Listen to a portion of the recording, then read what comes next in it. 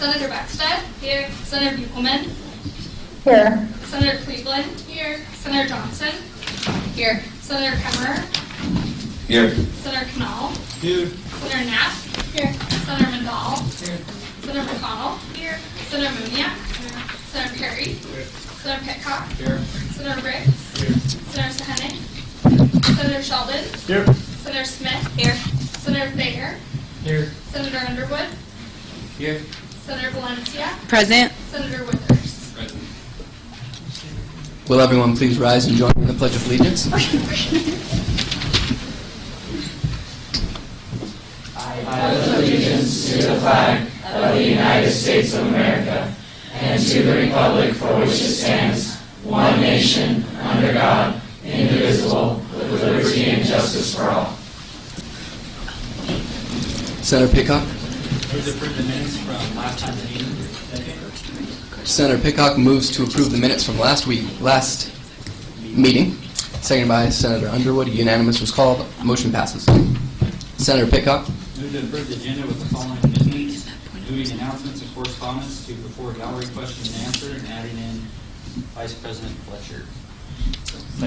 Senator Pitcock moves to approve tonight's agenda with the amendments to move announcements and correspondence before gallery question and answer, and adding Vice President Fletcher. Seconded by Senator Sheldon. Unanimous. Unanimous was called. Motion passes. So now to announcements and correspondence. Deb Green with the ASISU scholarships.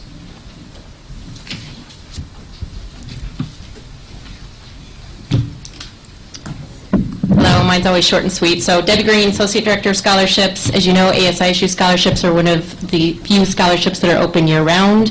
We processed over 790 applications in our new Bengal Online Scholarship System for the ASISU scholarships, which is our most to date. We removed the names based on Senate approval, which I can tell you was highly, very effective for a lot of the faculty and scholarship chairs. They were very appreciative of that. So I commend you guys on that. So I'm here to ask that you guys, I know last week we put them in your boxes, and I'm here to just ask for approval so we can go forward and get these students awarded. Are there any questions for Ms. Green? Seeing none. Senator Valencia. Move to approve the ASISU scholarships. Second. Senator Valencia moves to approve the ASISU scholarships, seconded by Senator Johnson. Roll call.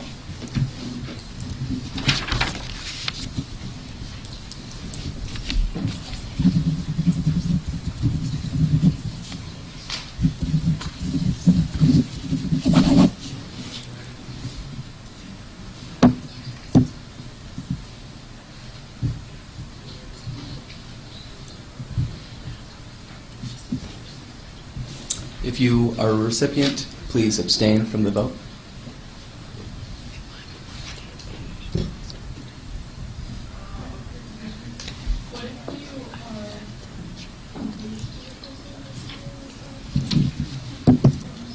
You may still vote. Congratulations. Senator Beckstead. Abstain. Senator Buchelman. Abstain. Senator Cleveland. Yes. Senator Johnson. Abstain. Senator Kemmerer. Yes. Senator Knall. Yes. Senator Knapp. Yes. Senator Mandal. Yes. Senator McConnell. Yes. Senator Moniak. Yes. Senator Perry. Yes. Senator Pitcock. Yes. Senator Riggs. Yes. Senator Sahanek. Yes. Senator Sheldon. Abstain. Senator Smith. Yes. Senator Thayer. Yes. Senator Underwood. Abstain. Senator Valencia. Yes. Senator Withers. Abstain. Would anyone like to change their vote? Seeing none, motion passes. Thank you. Thank you. Next, Vice President Fletcher.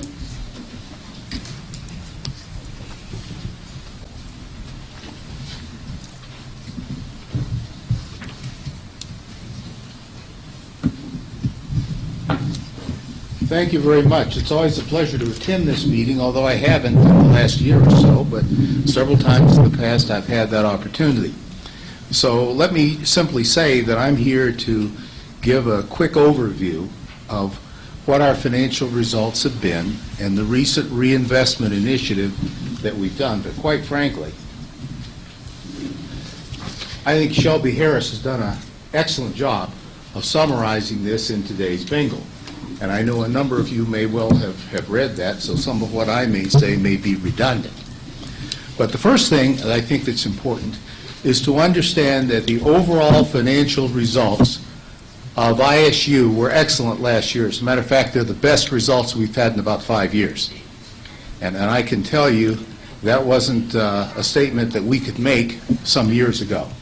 As a matter of fact, when I arrived, we were going exactly the other way, entirely down.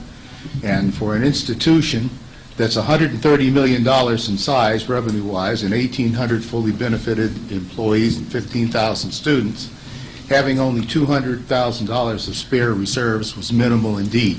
Fortunately, we're no longer in that position. And we have had excellent financial results. Most of those results, by the way, came from successes in expense reduction. The other thing I would like to say is that in the results that we have been able to achieve over the past few years, we've been able to do it having in mind the fact that we want to bring down the cost of tuition and the rate of tuition increases and resulting debt for our students. Now, if you look at the record, you will see that back in 2011, we had a 9% increase in tuition and fees, followed in 2012 by 7%, followed by 4.7 in 2013, fiscal 2014, 4.5, and 2015, the current year, is 3.5%. Now, just to put that in perspective, that's the lowest increase that ISU has had in tuition and fees in over 27 years. And we're currently commencing the budget process for fiscal 16, and of course it's premature to say anything before we've gone through that process, but I will tell you that the goal we have set is to go lower than that even for the coming year. And that's a commitment that we as a university have made to something we believe is very important. Now, that's important to understand what the reinvestment initiative is. What the reinvestment initiative is very simply, we had a very good year last year, and we wanted to share the results of the good year that we had last year with all of the constituents that made it possible. Faculty, staff, and students who have all, over the past several years, tightened belts and done a lot of things to help us get to where we are. So what we did is we distributed $6.3 million. That is historic. That has never occurred in the history of ISU or in many other universities. And what we've done is we've sent it out to address some of the very key problems that we have. One of the big problems we have on this campus is deferred maintenance. There is a backlog of $352 million over the next 5 years of deferred maintenance, and that covers everything, from roofs that are faulty, from HVAC repairs that are needed, from windows that need sealing, from classrooms that need to have accessibility access. It's a range of all kinds of things. And so what we did is we devoted $1.5 million of that $6.3 million to dealing with deferred maintenance problems. And that's going to be a real plus in a number of ways. Now, included in that also is going to be repainting and maintaining, fixing up 20 classrooms, and also merging some classrooms into a larger classroom for accessibility ADA entrance. In addition to that, we put $2.1 million into academic affairs. And what that's going to do is going to improve the programming in academic affairs.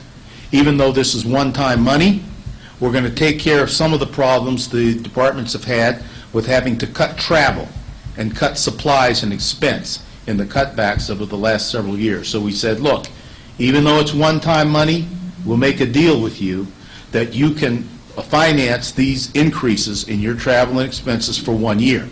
Now, after 1 year, you got to find out how to put in the normal budget process, but we did that. In addition, we put money into advancement, we've put money into student affairs. There is no area of this university that is left without money. I'm very pleased that we've been able to put $750,000 to bolster our athletic program, and quite frankly, the Bengals have been doing a great job lately. So I think they can use that. Now, we also said when we did all of these things, we wanted to make sure that all areas were able to go through a process, and it's been a consultative process, with chairs, with deans, departments, to make sure that we had the right priority needs and to make sure that that money will be spent and well spent. So that is what we've done in the reinvestment initiative. Now, as I mentioned, we're going into a new budget pass right now. As a matter of fact, our special budget consultation committee met for the second time yesterday. And what the special budget consultation does, and we're rather proud of this because this is unique among Idaho institutions, is we bring together students, faculty, staff, and also staff council and the faculty senate leadership to be a consultative body that looks at key budget issues and that reviews all of the budget presentations that the areas will be bringing in. That's a very important thing. It's also very important that the 3 student members of that committee are equal to the 3 faculty members in number on the committee, and they have full voting rights and power on that committee. And of course, the key dates that will be coming up, and a number of you will be involved and concerned about this, is that first we'll have to come up with a recommendation for tuition and fees, and that will be published in the Bingle in mid-February, and the tuition hearings for students will occur in the last week of February. And then following that, even though, you know, we have done our recommendations, it is our board which has the approval authority of all of these things. And they will not meet until April to approve tuition and fees. Now, then meanwhile, we will be going through budget hearings. We will get the results of what they have, hopefully the results of what the state is able to do with the funding requests that we have made for the coming year. And then our actual budget will be approved by the board, hopefully in June, and we'll commence a new year. So that's a quick summary of where we've been, what we've done, and where we're going. And I would make myself available to answer any questions that any senators may have. Are there any questions for Vice President Fletcher?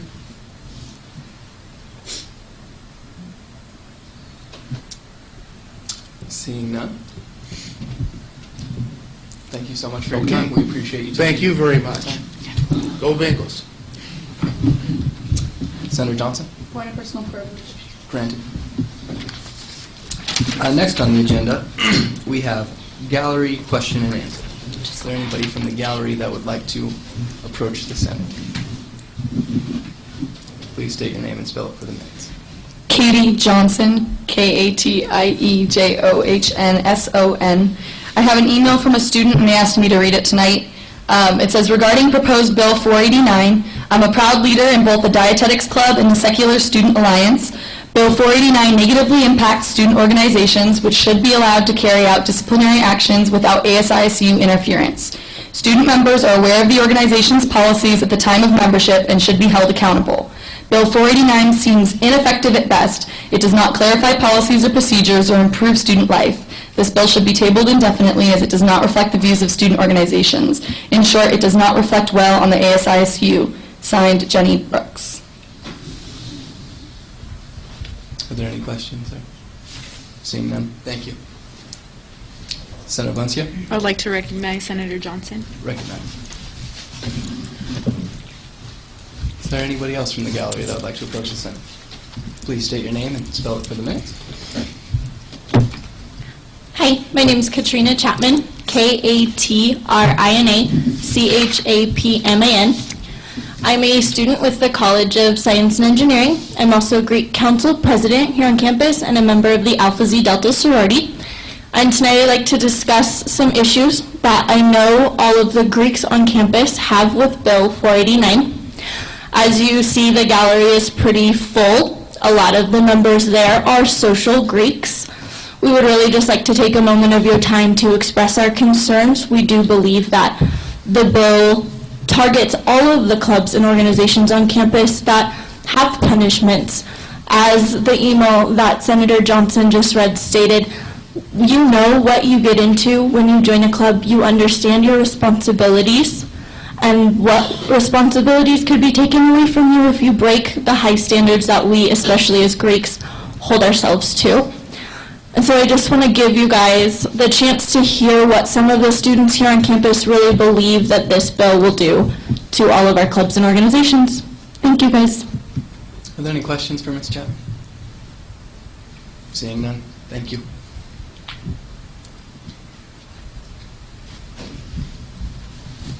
please state your name and spell it for the minutes? My name is Gerald Wallace Johnson, Gerald WallacejOhnson.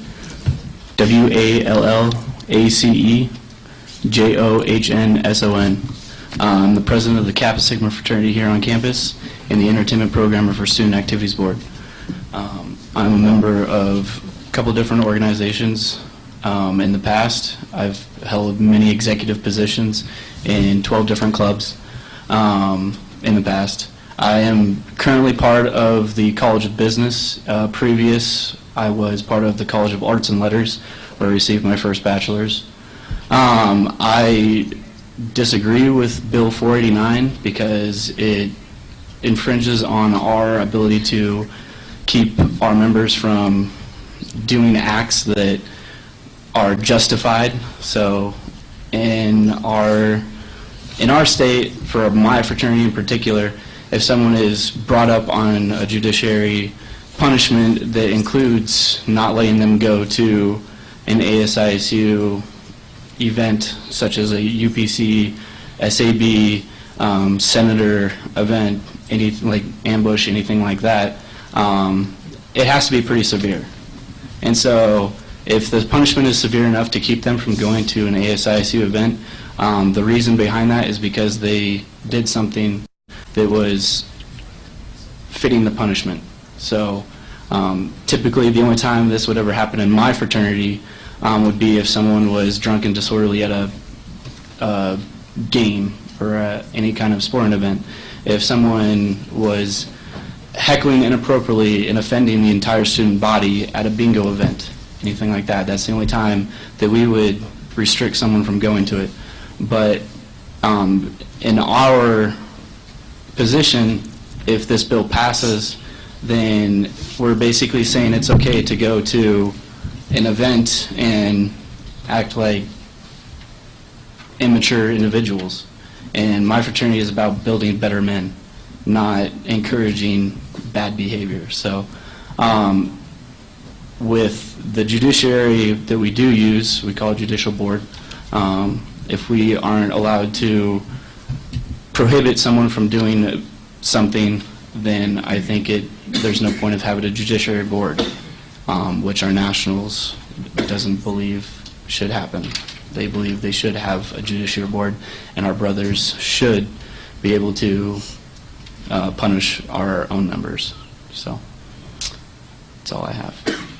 Are there any questions or comments? Senator Sheldon. Thank you, Chair. Thank you for coming and giving us your concerns.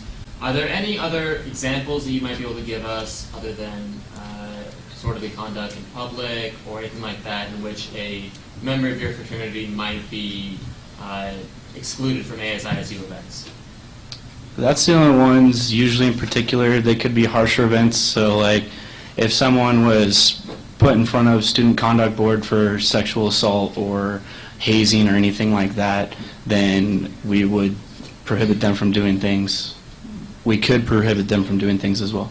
Thank you. Senator Smith. Thank you. Is grades anything that could possibly keep somebody from being able to go to an event within your club? Or within your organization, sorry. Yes, but usually if their grades are that low, they're on like academic probation through the school as well. So. Thank you. Senator Thayer. Thank you, Mr. Chair. You mentioned the Student Conduct Board, and some of the examples you give would be violations, could possibly be violations of the Student Code of Conduct.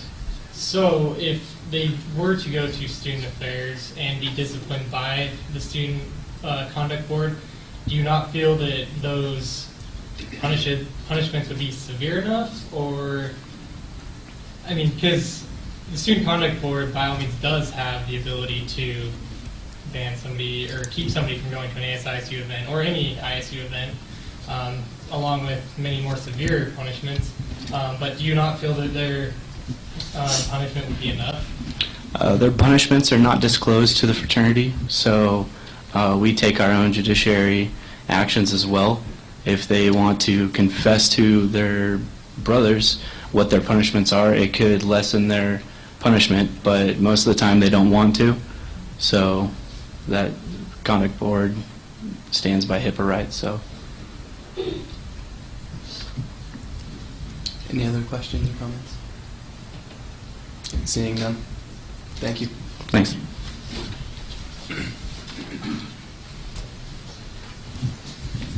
Please state your name and spell it in minutes. Emily Inskeep, EMILYINSKEEP. I am a member of the Division of Health Sciences Senators. I am an Alpha Xi Delta member, and I am also their current president. You all know why I'm here. I'm here to speak on Bill 489 and offer some clarification if I can. First of all, I'd like you to understand that the Greek system is very different than any other club, and it's even a hard comparison really to make to other clubs and organizations, simply because the Greeks hold themselves to incredibly higher standards and commitments. And I personally believe that those higher standards have made me a better person. And by being in Alpha Xi Delta and being held to those higher standards and being held accountable, I have been made a better person. And that in the future, when I go and look for a career and I say, I was in Alpha Xi Delta, that will mean more than any other club because it comes with standards and commitments and expectations, such as grades, social behavior, what comes with leadership with Greek. All of those opportunities just weigh more on everyone being in the Greek system. And so I'd like to explain that the commitments I have and the expectations that I uphold are far more important than not upholding them. What I'm trying to say here is that I want to be held accountable for these. And if I am able to be placed on a probation that ensures that I am being held accountable to these standards, then do it, because I don't want to be a lesser person because of it. Greeks have probations for many reasons, and one of them is to be a warning time, to explain to you maybe a mistake that you have made. Many examples have been made about inappropriate drinking or something like that. Or maybe you slipped up on your academics. We in Alpha Xi Delta do have academic standards and academic probations and actions plans that we do for that. We also have financial probations because there's a financial commitment with being Greek. And if you're having trouble meeting that commitment, we try to teach you discipline to honor your financial commitments and move forward in that matter. So we have social, we have academic, and we have financial probations. And I fear that this bill inhibits all of those for several different reasons. And one of those is because I believe that the bill can be interpreted so widely. And I have been all over the place when interpreting this bill. From feeling, though, as it's not even constitutional with your viewpoint neutrality clause that you have in your ASISU Constitution, to even distinguishing what is an ASISU event. I feel that, how do I know what is an ASISU event? It's never stated anywhere. And what are the qualifications to be an ASISU event? From my understanding, my club, Alpha Xi Delta, whenever we book a room or have an event, we have to fill out an event registration form. And then later that event registration form is brought to the Senate and identified that that was an event, and we are given points, incentive points, and credit for that event by ASISU. So with this bill, is anything that I qualify as an event registration form, is that an ASISU event? I have no idea. This bill doesn't qualify anything.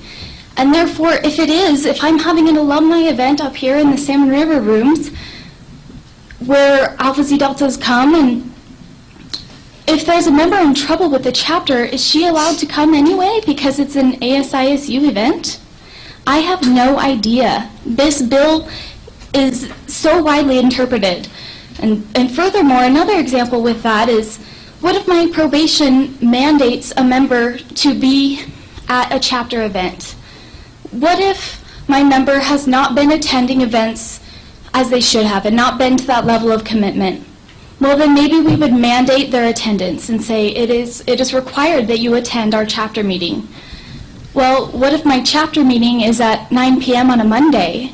What if there's an SAB concert going on at the same time?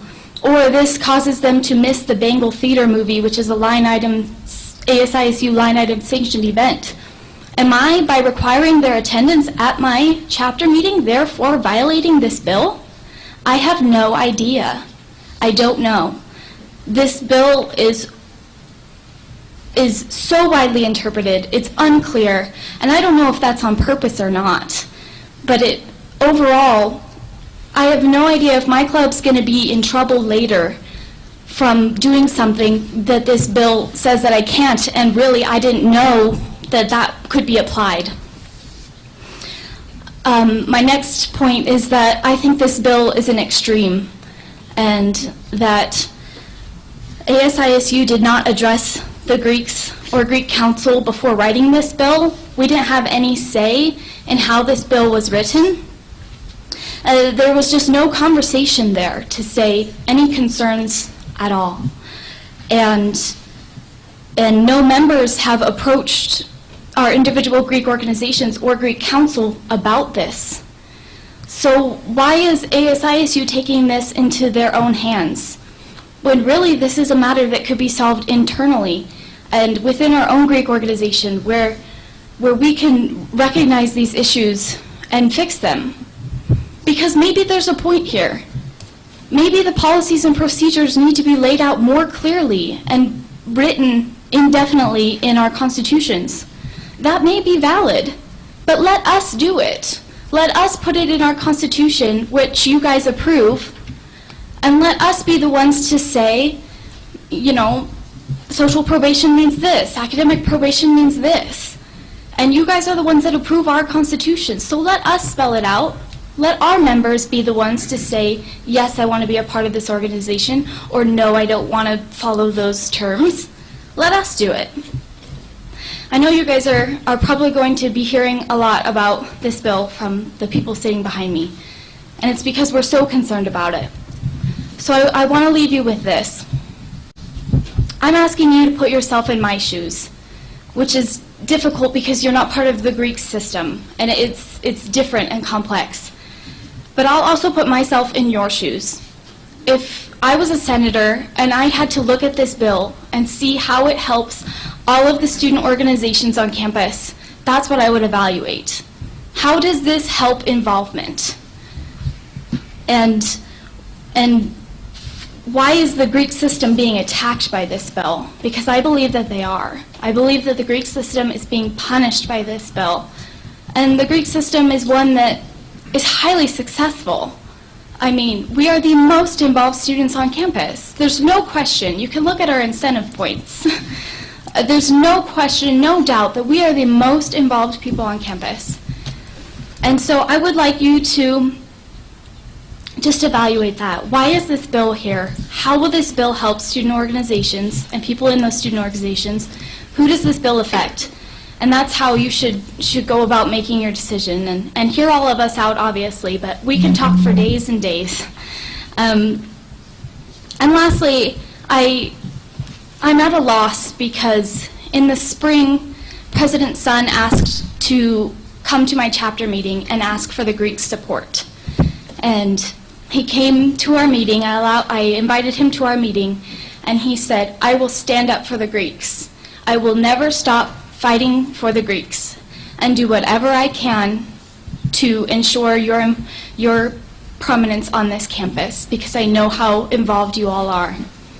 And I just can't help but wonder why he's writing this bill that does not help the Greeks and goes against his platform that he pitched to us at his meeting and his campaign.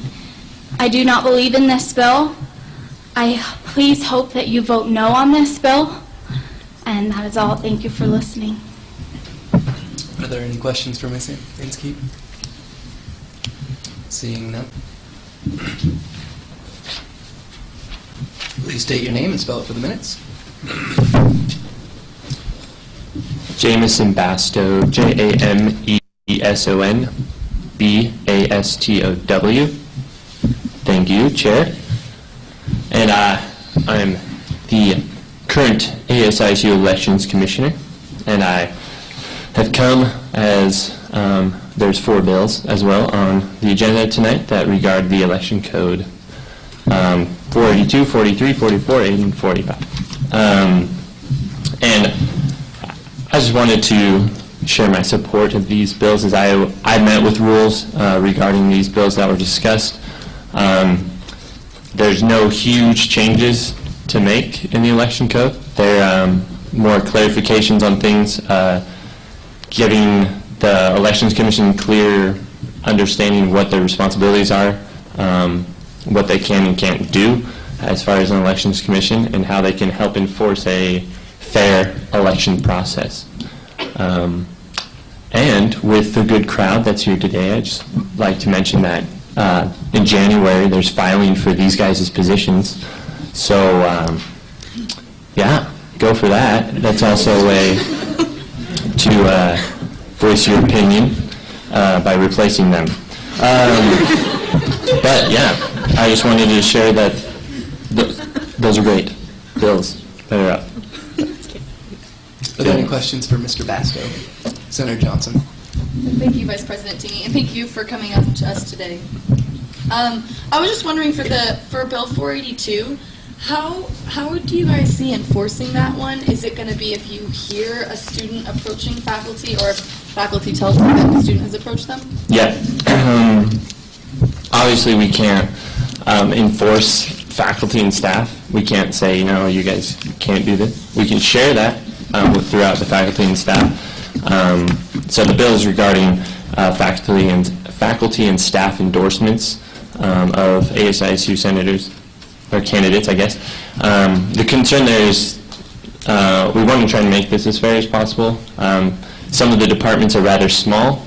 I don't know. For example, College of Business, we have 1 senator, but we had 4 candidates. If we have the entire marketing department or the entire finance department endorse 1 candidate, then it makes it kind of hard for the others. Obviously, that is politics, but this is also a college and university, and we try to make sure that our students' voice is heard, not the faculty's voice. So we'll ask that no students seek those endorsements. If we heard of that, then and we can verify that with the faculty or staff, yeah, then we can enforce a warning or fine. But for the most part, candidates follow the rules. So if they know that that is a rule not to seek those endorsements, then they won't do it for the most part. They've been pretty good. Are there any other questions or comments? Seeing none, thank you, Mr. Basto. Thank you.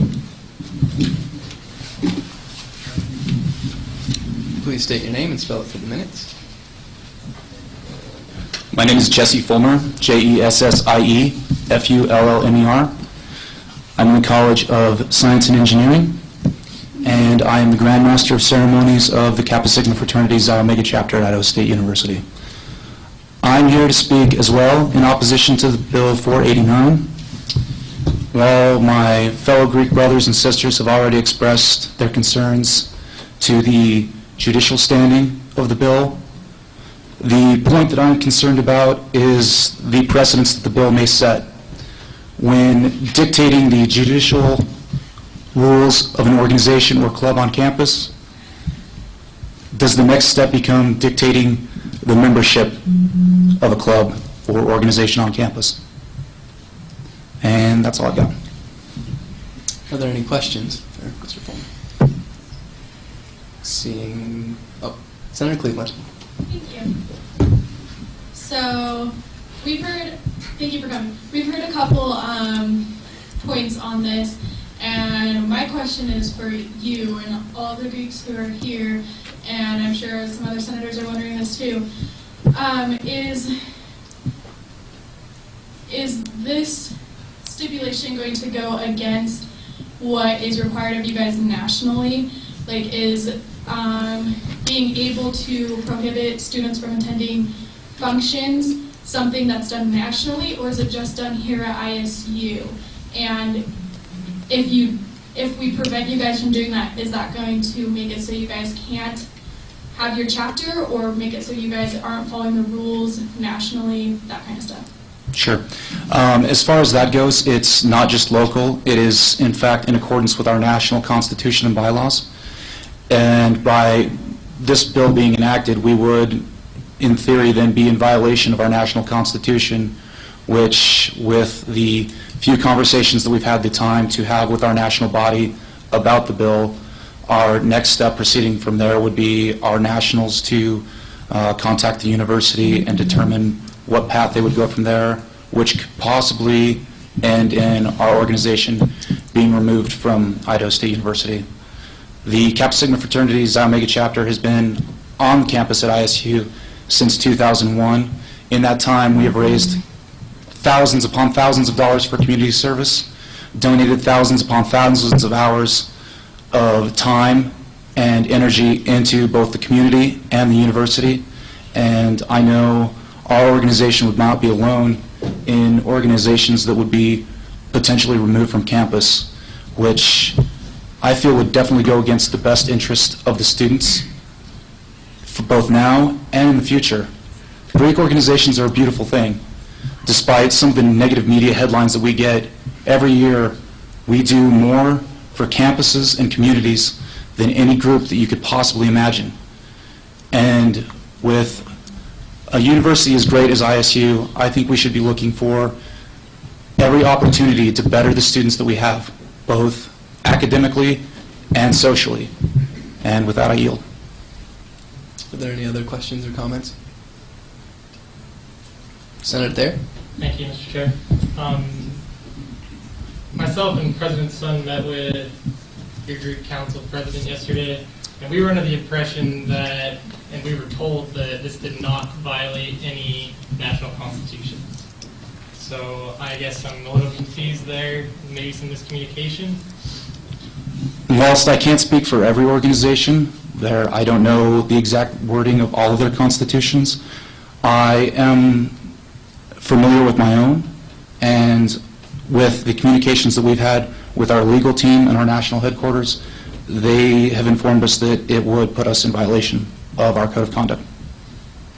Can you tell us specifically what about it violates it?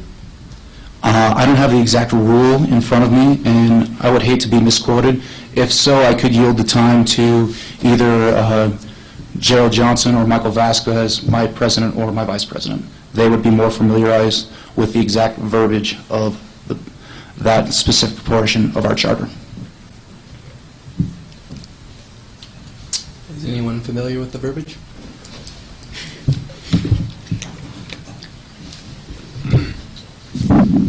Do I need to spell my name again? We got it. Okay. According to our national constitution, I actually got off the phone with our director at the headquarters,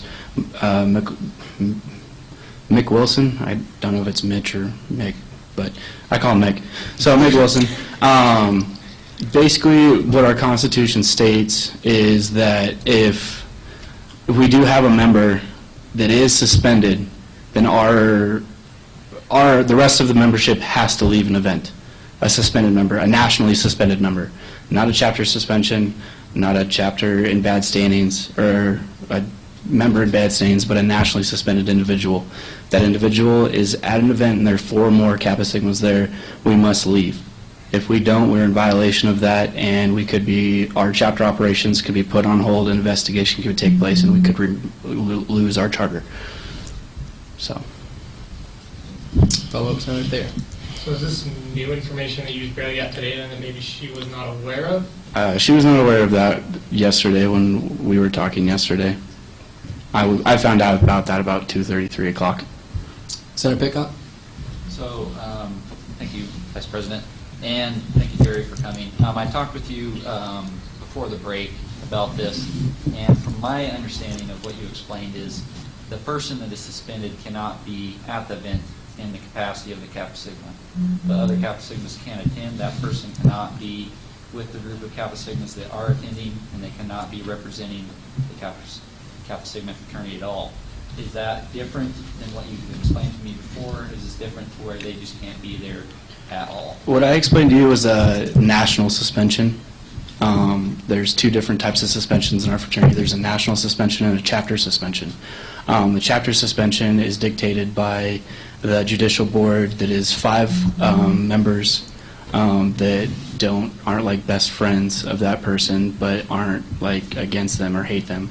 So it's 5 neutral bodies that are fraternity brothers that come up with that punishment. And whether or not they do that, it dictates what those 5 members decide. Where at a national suspension level, a member that is nationally suspended cannot wear letters, cannot attend any functions that have 4 or more brothers, and basically is not a Kappa Sigma for the period that is set by nationals. So in that case, if we are in violation and are letting that member hang out or anything like that, then we could be reprimanded for loss of a charter.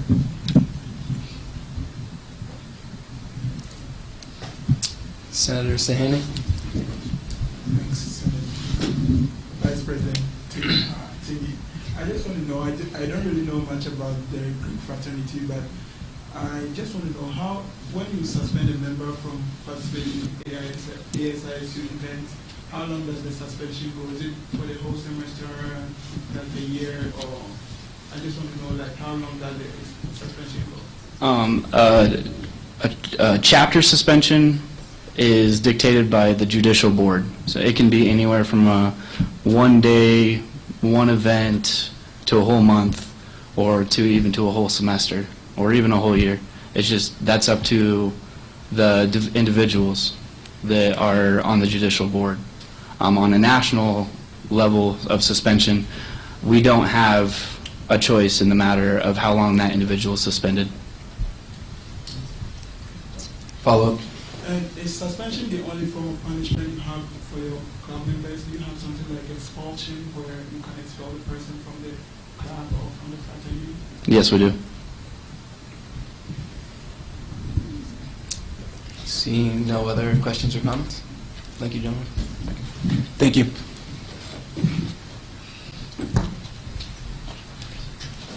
Please state your name and spell it for the minutes.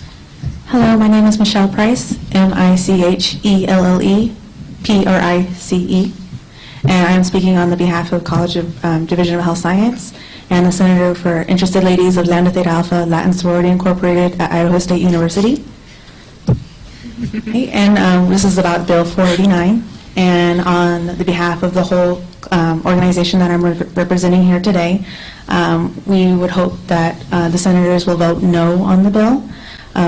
It doesn't affect our organization nationally.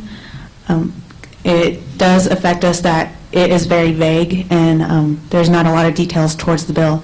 And just agreeing with Emily that so many possibilities can happen with this bill to affect the Greek associations. And so we will vote no, and hopefully that you guys could represent us today. Are there any questions or comments? Seeing none, thank you. Okay, thank you. We're going to pardon ourselves. We have a meeting during this time. Okay. You're pardoned. Thank you. Please state your name, spell it for the minutes. Hi guys, my name is Hannah Parendo, HANNAH PARENDO. I am a member of the Alpha Xi Delta sorority, and I want to start by saying that I value and respect every single thing that we stand for. But that being said, I'm not the majority of my sisters here, nor the rest of social Greek life. I agree with Bill 489 because I do not think that it is the right of any individual club or organization to tell me that I cannot attend something that I paid for with a separate amount of dollars. I am an ASISU B-paying student, and with my money through my tuition, I pay for events like the Homecoming Bonfire, like Bingo Night. I should not be told that I cannot attend those. I understand social probation, and I also respect that, but I believe that that should be limited to things that the sorority pays for with my separate chapter dues. We define a sisterhood as a gathering of 4 or more sisters. So who's to tell me that if this bill does not pass and I'm on a probation, that I cannot attend a class because I have 5 sisters in that class? They're two completely separate things. I should be allowed to attend things that I pay for with something separate. And that's all I have. Are there any questions or comments? Seeing none, thank you.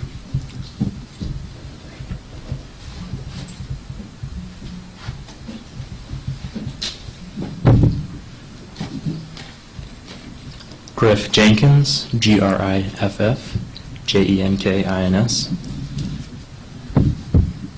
And I'm going to discuss Bill 489. I am for this bill, and I am also president of Alpha Kappa Psi, the business fraternity on campus. I'm also a member of Psi Chi and the pre-health professions.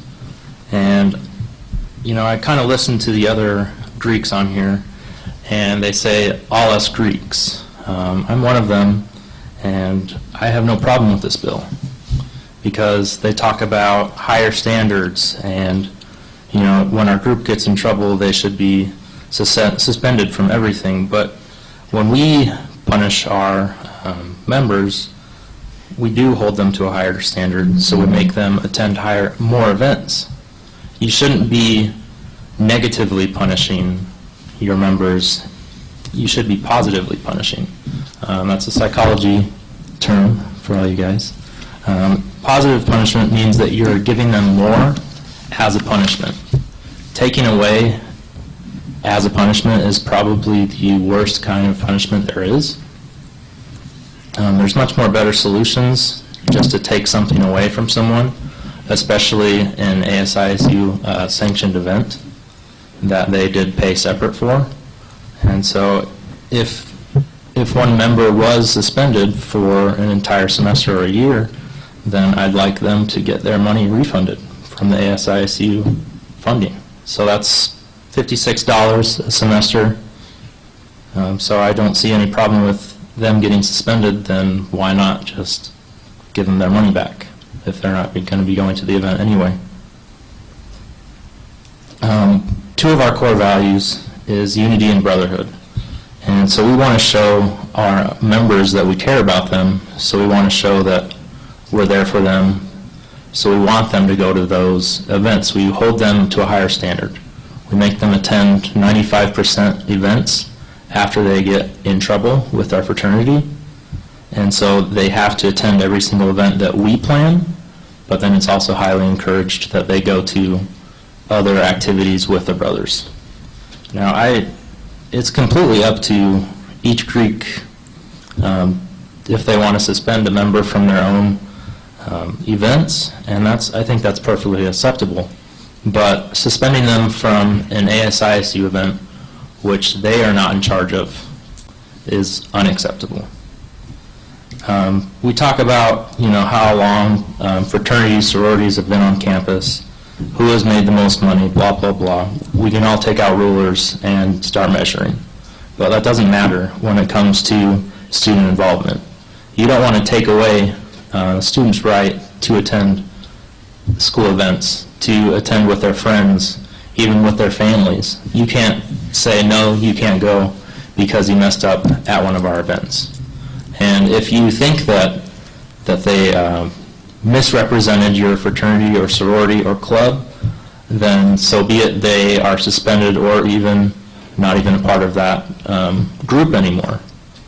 But also not being in that group doesn't mean that they can't go to an event. They shouldn't be taken away their basic privilege to attend something. And also they talked about maybe raising money for campus. Wouldn't you say that if you had more members attend events, then wouldn't you be raising more money? If you took away people's rights to attend those events, then you wouldn't be raising as much money as you intended. Our own events, it says in the bill that any ASISU or ASISU line item sanctioned event cannot be suspended, which pretty much means they were worrying about scheduled events on campus. These are not ASISU sanctioned events. These are still your events. You can still say yes or no. You can go to these events. You cannot. You're in trouble. You're suspended, etc. but I don't believe that we should take away students' rights to further their education, to further their own growth at other events such as ASISU. Thank you. Any questions for Mr. Jenkins? Senator Withers? Yeah. Thank you, Vice President Teague. Could you just clarify if your fraternity is a social or a professional fraternity? We are professional. Thank you. Senator Sheldon? Thank you, Vice President Tingy. Thank you for coming. As someone that is unaware of psychology, could you please give me an example of what a positive punish might be? So let's say a member doesn't attend your meeting, how would you handle that? So, like I discussed, so negative punishment they talked about is they took away something as a punishment, whereas a positive, you give more as a punishment. So as an example would be, you have to attend, if you get in trouble, then you would have to attend 95% of the events, or 100% of the events in this timeline, or else you were kicked out. Whereas a negative punishment is saying that you can't go to any events. It's basically increasing the load as a punishment. And if they cannot make that, then we don't need them in our fraternity. Thank you. Senator Perry? Thank you, Mr. Chair. Thanks for coming. So as soon as you said that, an example popped into mind. What if one of your members got in trouble in the first place based off of academic, role, but you just said that they have to attend 95% of things. So instead, you want them to come out and take time away from studying in order to complete this mandatory. Well, I guess what would you do in that point? If they were academically suspended, then we would work alongside them, making sure that they do succeed academically first, because obviously if they're not succeeding academically, then they won't be able to attend school the next semester, the next year, etc. And that would definitely hinder our fraternity and our members. So this 95% policy isn't the only way that a student could be affected through punishment? Absolutely. We're very communicative to our students, to our members. We want to make sure that everything works, that they are able to attend.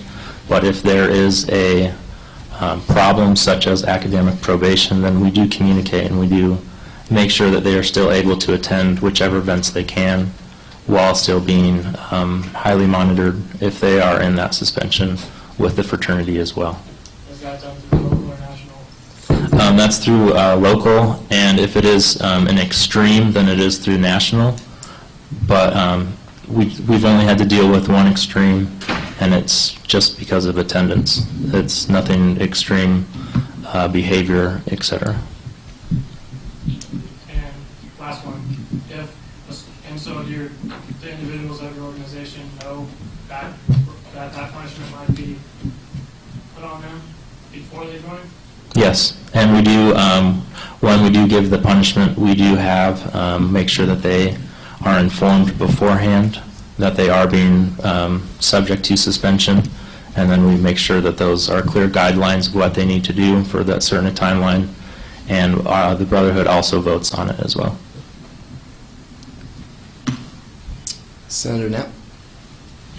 I was kind of thinking along the same lines of Senator Perry. So in that sort of situation where you said you work alongside with a student, or in the case that you say, I'm requiring you to go to 95% of our events, and say the student has night classes or something that prevents them, what form of punishment would you use in turn? What would you end up doing?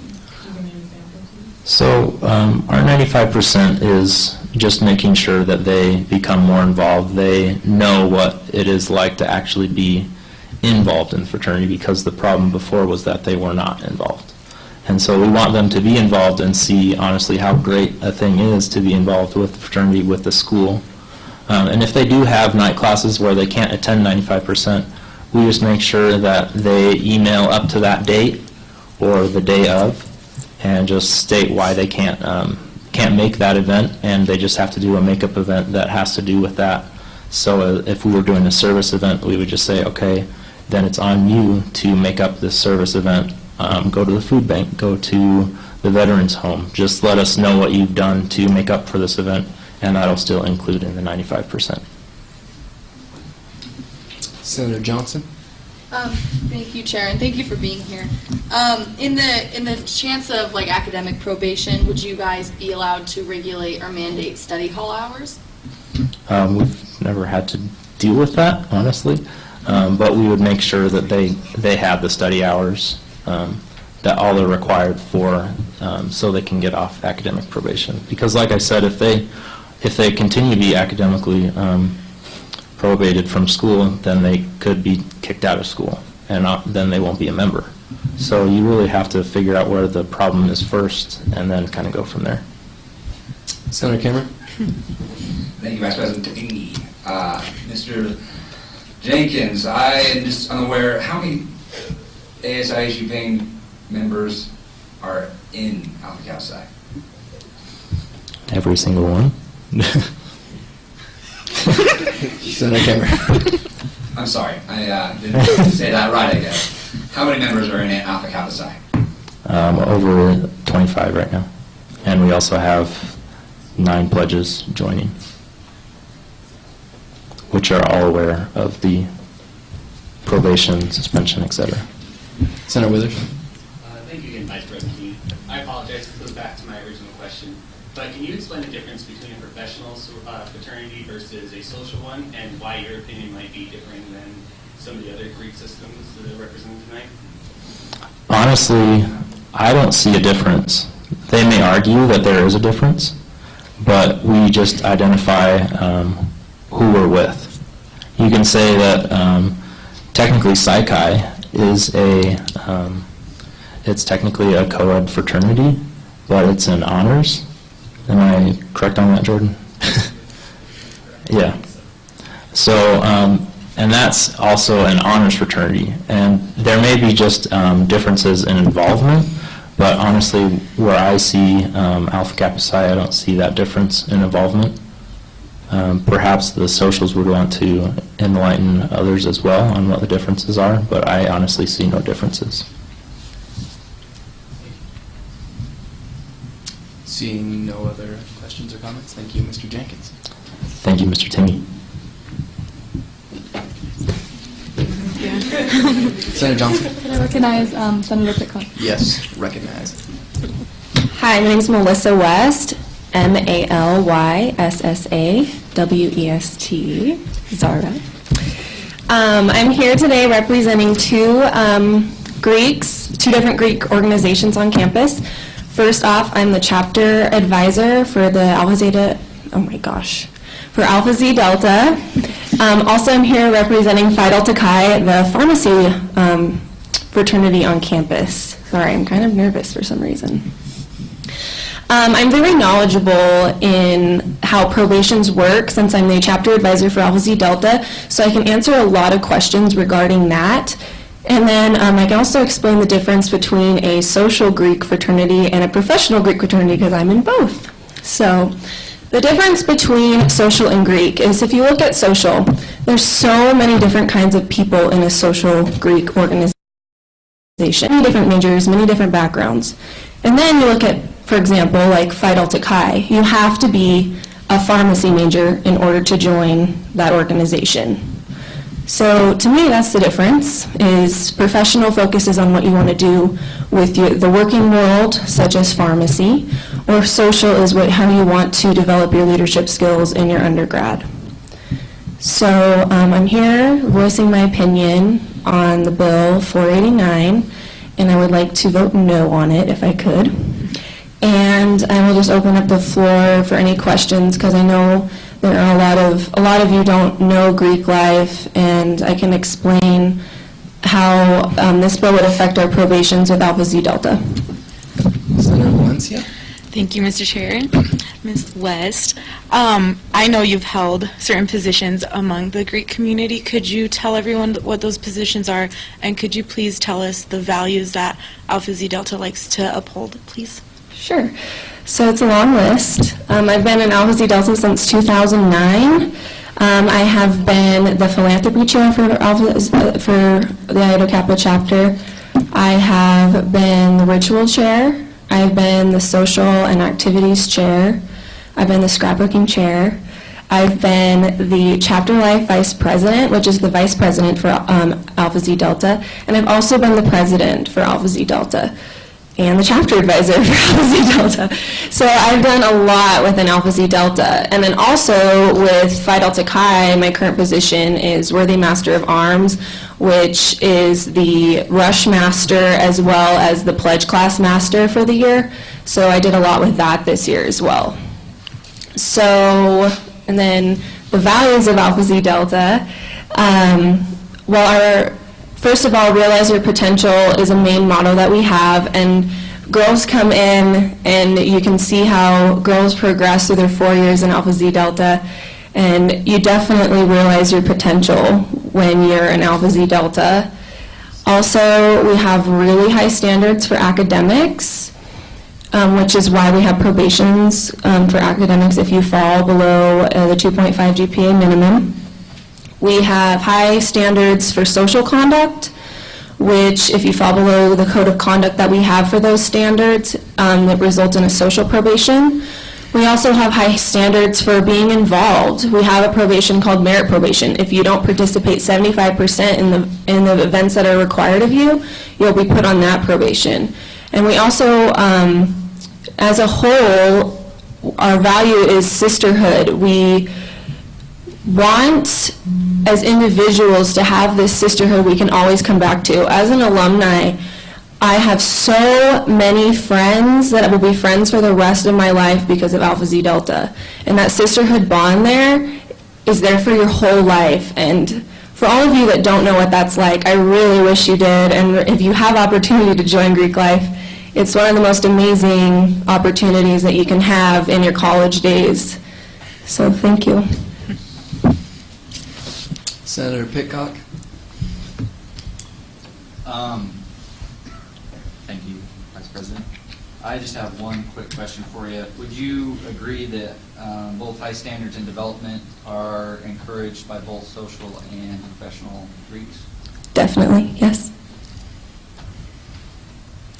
Senator Knapp.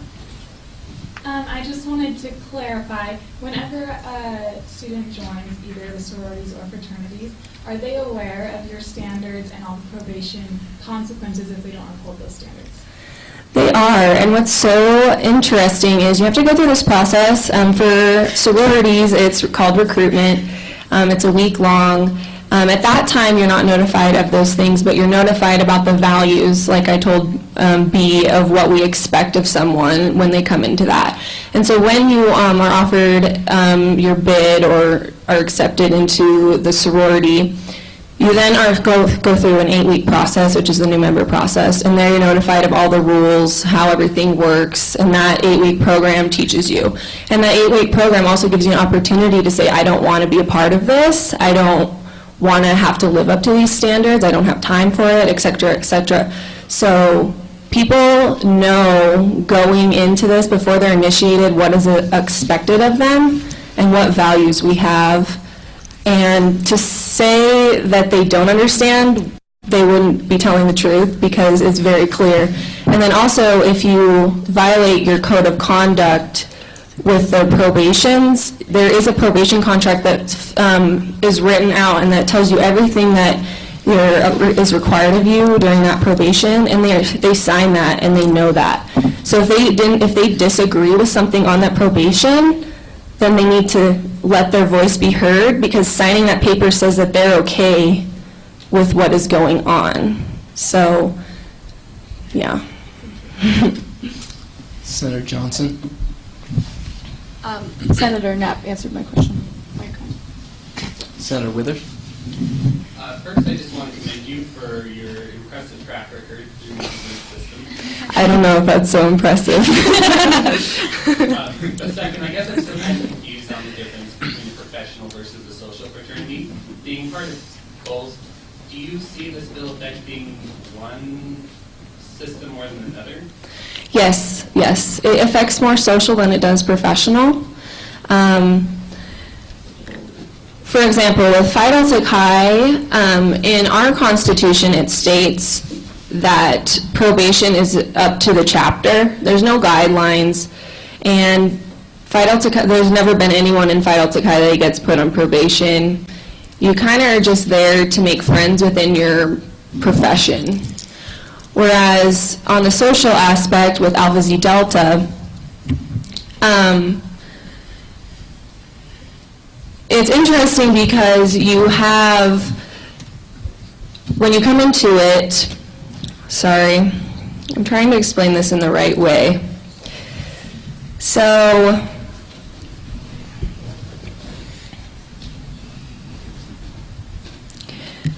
with social probations, is the best way I can explain it. And with this whole situation is really social probation is the biggest thing with Alpha Xi Delta that it's going to affect. And so with that, when you have, so it's going to affect the social Greeks more because it's going to affect our social probation. Whereas with Phi Delta Chi, we don't have any probations that are like that or punishments that are like that. So it's definitely going to affect more Alpha Xi Delta on the social aspect with the social probations than with a professional fraternity because we don't have those. Sorry, I'm just rambling. No, you're fine. I appreciate that. Senator Perry, you still have a comment? Sure, I do. This is a follow-up to Senator Knapp's question. On behalf of ACBs, can you answer that during the pledge process, do all your sisters have the chance to ask questions for any clarity? Yes, they have 8 weeks too. Senator Thayer, do you still have a comment? Yes, thank you, Mr. Chair. For Alpha Xi Delta, are there any financial or other obligations before becoming a sister, like to enter the pledging or whatever Yes. it's called process? Yeah, there's different fees as you go through your pledge process, and then after you're initiated, there is also a fee, and then throughout your whole years as an Alpha Xi Delta, there's fees to nationals as well as the chapter. Follow-up? Yes, thank you. And so you mentioned that they are aware of the different probations and punishments after they enter the process. Do you think that maybe it would be acceptable or appropriate to notify them of those probations, especially that they could be prohibited from attending an ASISU event before they even consider joining? No, I don't, because I don't think you should be told that in your recruitment because you are wanting to promote your sorority as of its ideals. You want to be like, oh, join this so we can get you in trouble. Like, you wouldn't do that. And also, you don't want to focus on probations. Like, that's not all what it's about. Like, probation is very minor, but it is crucial, especially as the advisor, because that's mostly what my job is probations and getting people to do what they need to do when they get in trouble. But, yeah, no, I would never bring up probations during the recruitment process. Like, potential new members don't need to know about that. Senator Withers, your second comment? So this is my last question for you. But it's been made note that we aren't the most knowledgeable group on how the Greek system is set up. But how long would you say it took you personally to understand complexities that are involved in the Greek system in order to make informed decisions and understand the consequences of everything from your actions? I'm still learning, but when it came to probations, definitely learned about them as a pledge, knew what they were, didn't necessarily know what the details were on them, but knew what to not do to get on them. That helps, yeah. Seeing no other questions or comments, thank you. Thank you. Please state your name and spell it for the minutes. Hello, my name is Vito Kelso, V-I-T-O-K-E-L-S-O.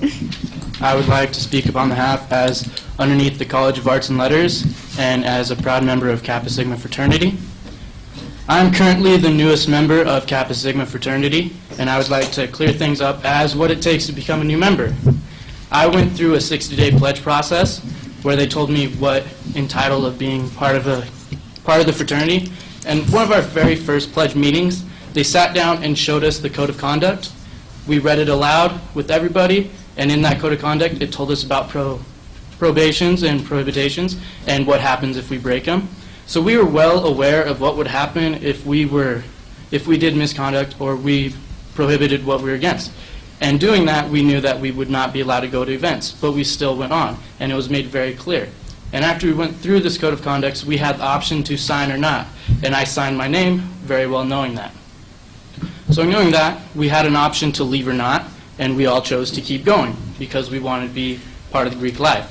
So it was very clear to us that this could happen, and it would happen if we got out of line. And also, with the fees, we were well aware that we had to pay fees currently and kept going as long as we were part of the fraternity. It wasn't a new thing that happened as soon as you became a member. We were always aware of it. And they made sure that. They let us know everything that we didn't know in our pledge process, and we are always given the option to quit. And if we do not feel that we're being treated fairly with not being able to go to events and everything, we always have the option to quit. Thank you. Senator Valencia. Thank you, Mr. Chair. Thank you, Mr. Vito. I'm aware of how many people were in your pledge class, but could you just say how many people were in your pledge class and how many people came out of that? We started with 21 pledges, and each dropped for multiple reasons, but we finished with 8 pledges, and we have 8 brand new members part of Kappa Sigma fraternity. Follow up, Senator Valencia. And would you say that some of these members potentially just didn't like the Greek system and just didn't appreciate it, or how would you say, give your own feedback on? Out of the pledges who dropped, a lot of them needed to drop because of financial reasons, because we all know coming in as college students that it's already hard enough to make ends meet, and being part of fraternity or sorority, we know that we have to pay fees, and knowing that they needed to keep that fee every month, they just couldn't make ends meet, so they chose not to join at this time and come back another year and pledge again, knowing that they'd be more financially stable then. Seeing no other comments, thank you.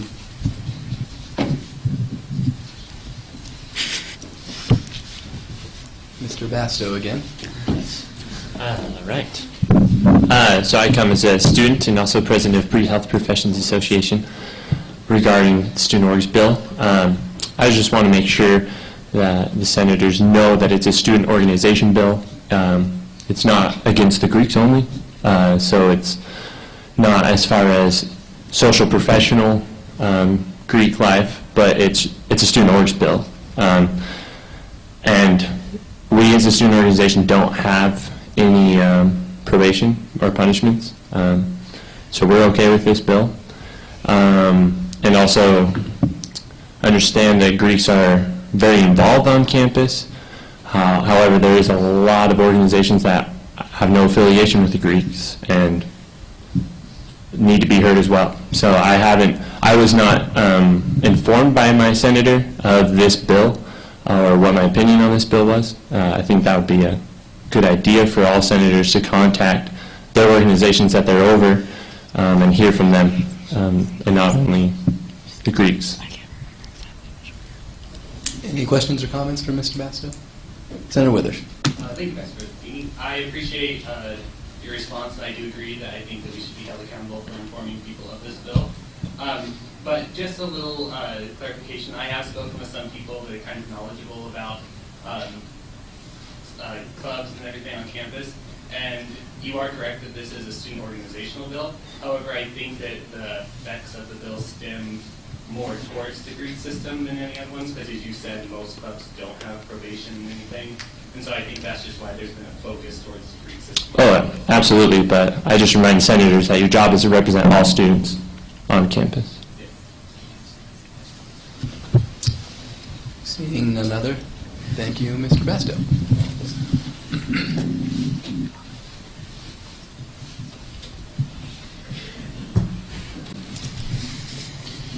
Hi, my name is Adriana Garcia, ADRIANA GARCIA, and I am representing the College of Arts and Letters as well as my organization Alpha Xi Delta. Kind of what we just heard, this bill isn't representing all of organizations, and we kind of believe that that's what your job is to represent all of us. And me personally, I don't agree with this bill 489, partially because I've been on social probation as a new member, well, not a new member, but in Alpha Zeta Delta. One thing that I learned about being on social probation is that I am supposed to take responsibility for my actions and for what I have done. I'm sure a lot of other members have been on probation as well and don't feel that way, or do feel that way, where they did learn something and that they took an account on what they did and what they can do to change. During my time, I wasn't allowed to go to ASISU events, which I was perfectly fine with because I work. I go to school and then I work, and I'm barely on campus anyway. And so there are some students that work. They work 2 or 3 jobs. I've been one of them, or some of them just go to school and they are participants of all the events that you guys attend, which we fully go to. We love them and we want to go to more of them. I've had an issue with this bill since I've heard of it because it is kind of like you're micromanaging what we do as an organization. We do things a certain way because it has been really great progress for all of us as individuals. It also just, I don't know, I feel like it just hasn't been fair to us because it is kind of discriminatory where you guys are just targeting the Greek system. Just because we do punishments and we do sorts of things, but like you've heard before already from other members, that this punishment, what I like to see is just a step back forward, just to see what you did and what you can do better, kind of thing. So I just want to say no to this bill. I don't agree with it, and I don't think it represents all of the organizations on campus, which I am part of HALO as well as the Sociology Social Work Organization. So I don't think it would even go towards them. So I see no need for this bill. Are there any questions or comments? Seeing none, thank you.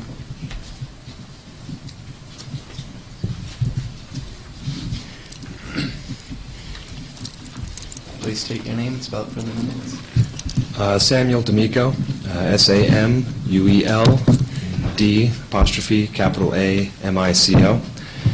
And I have a couple of things I want to address. First one being Bill 489. I am the Secretary of Lambda Theta Phi as well as their representative to Greek Council, as well as I'm a member of the American Nuclear Society, which I believe is a professional fraternity. I can't say definitively that it is, but I do believe that it is. I know we have a Greek name that I'm unsure of what it is, but I am in both. And I guess the main thing I want to address about this bill is I don't think it does its job. You're taking, we've heard a lot of opinions tonight, we've heard a lot of different circumstances, a lot of different facts on this case. I think the one thing everybody here can agree is this is not a black and white issue. You can't say definitively one way or the other that this is good or bad or that someone deserves to be suspended or not, and you're throwing a one-sentence bill at the issue and saying, solved, done, that's all we need to do. And I think that doesn't answer the problem. It doesn't provide a viable solution. I think you definitely need to realize this when you look at most of the people who this affects, most of the people who this bill is supposed to defend, this bill is supposed to stand up for them, most of those people are coming here and saying they don't want this bill. I think this is an issue that it may need to be addressed, but if it does, it needs to be addressed on a case-by-case basis among the organizations where it has come up as an issue. I don't think you can throw a blanket over all of the student organizations and say it's fixed. So in conclusion, I oppose the bill simply because while Lambda Theta Phi may not do social probation in the sense that this bill is kind of talking about, we do have a version of it, but it may, I'm not even sure if it would fall under this, but I don't think the bill should be passed. I don't think it solves the problem. And the second issue I want to address is the house that that the university requested from the state board. I came to you a couple weeks ago and asked the Senate to make a statement on the house just saying that there wasn't enough information out there. You declined to make a statement because you didn't have enough information. And so I went looking for information. I requested the administration to make public documents on what's the word I'm looking for? Basically, the evaluation of the Serval House, the estimates for renovations, stuff that made them give numbers for the $750,000 estimate for renovations, the $33,000 a year. Since those documents were never really provided, I've looked over the university's official request for the $600,000 to the state board. They spend some 20-something pages talking about how good the Wild Horse Ridge house was, and they spent roughly half a page to a page saying the Serval House is bad. Really just kind of throwing numbers out there, not really providing the actual documents that backed it up. And so I requested these documents of the administration. 2 weeks later, I'm still waiting for a response, and so I would like the Senate to simply request those documents, since I think it would benefit everyone involved, everyone who's curious about this, since the university still wants to purchase another house for the president. I think it would benefit everyone to know where these numbers are coming from, if there are possible other solutions to them that maybe the administration overlooked, and maybe having a public overview of these documents, maybe there could be another solution that could become aware of. Any questions or comments? Senator Smith? Thank you. Thank you for coming and telling us your opinion again about this and kind of trying to give us more information about something that I know you are very passionate about. And we will work to follow up on this as much as we can and see if we can get more information not only for you but for all of the students. So thank you so much for coming in and telling us what you're looking for. Senator Sheldon? Thank you, Chair. Thank you, Senator Domingo, for coming down. We really appreciate hearing the students' voice. My question is, I was under the impression that the plans for the renovation and the plans for the purchase of the house had been pulled due to public outlash. And so it is no longer up for consideration. If I am incorrect, I would hope someone would correct me. But were you aware of that, or are you looking for numbers on top of that? If I understand your question correctly, the university withdrew its request for the $600,000 specifically for the Wild Horse Ridge house. That was supposed to be discussed last Monday at the state board meeting, but they withdrew their request due to kind of the public outcry against the house, or in some cases for the controversy over it. However, it is my understanding that the university still intends to purchase a new house for the president, and that they are currently forming a committee to try and find a new house, a property that they view as more appropriate, since their official statement said that while their financial reasoning was sound and they still believed in that, they agreed that their choice of property was flawed. Follow-up, Senator? So then you would be looking for more, you would ask us to look for more transparency as far as that committee goes and the numbers that are coming from them if a new plan should appear? What I'm asking for, since part of the reasoning for purchasing a new house for the president was that the university claimed that the numbers they provided to the state board was roughly $31,000 to $33,000 a year in maintenance for the Serval House, and they said, it was my understanding, a required $750,000 worth of renovations would be needed for the Serval House as well. To my knowledge, no documentation has ever been provided to kind of back up these claims, no appraisals, no estimations from third parties, nothing. That's kind of what I'm looking for, these appraisals, these estimations for renovations, which, like I said, I've already requested them of ISU, and currently General Counsel is considering releasing them to me.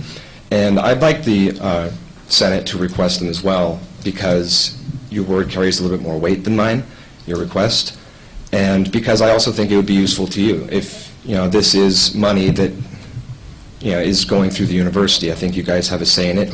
We all have a say in it. And I think this could be very useful to, especially you guys, if you plan on looking over the issue, and useful to the community as a whole. Thank you. Senator McConnell. Thank you, Vice President Teague, and thank you, Sam, for coming. I just wanted to say that I'm really sorry. It's my own disorganization here. I was going to ask Vice President Fletcher for the information that you asked, being the estimate for renovation and appraisals and the maintenance records for this, but we have like infinite bills to go through tonight, so it got messed in all of my papers. So I just wanted to say to your face, I'm very sorry for that, and I also want to promise you that I am going to reach out, and I'm going to get this information for you, and any of the senators who would like to step up for that will also join me. So thank you for coming, and I'm really sorry. You're perfectly fine. I understand there's obviously a lot to address tonight, and I was able to talk to Fletcher briefly, but Fletcher isn't even the one who would really know. He dealt with the documents, but he wouldn't be the person to address. I just figured as long as we had a representative of the administration here, we could address that. But again, thank you for, I talked to you earlier, and thank you for agreeing to bring that up, and thank you for your concern in it. Seeing no other comments or questions, thank you for your time. Thank you.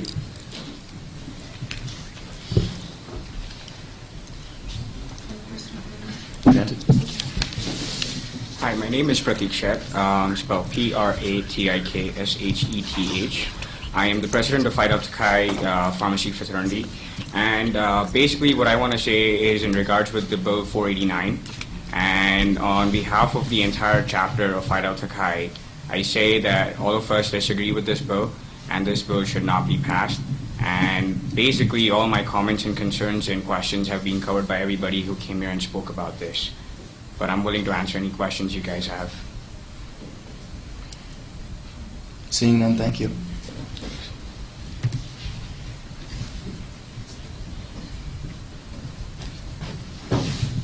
Okay, I'm back real quick.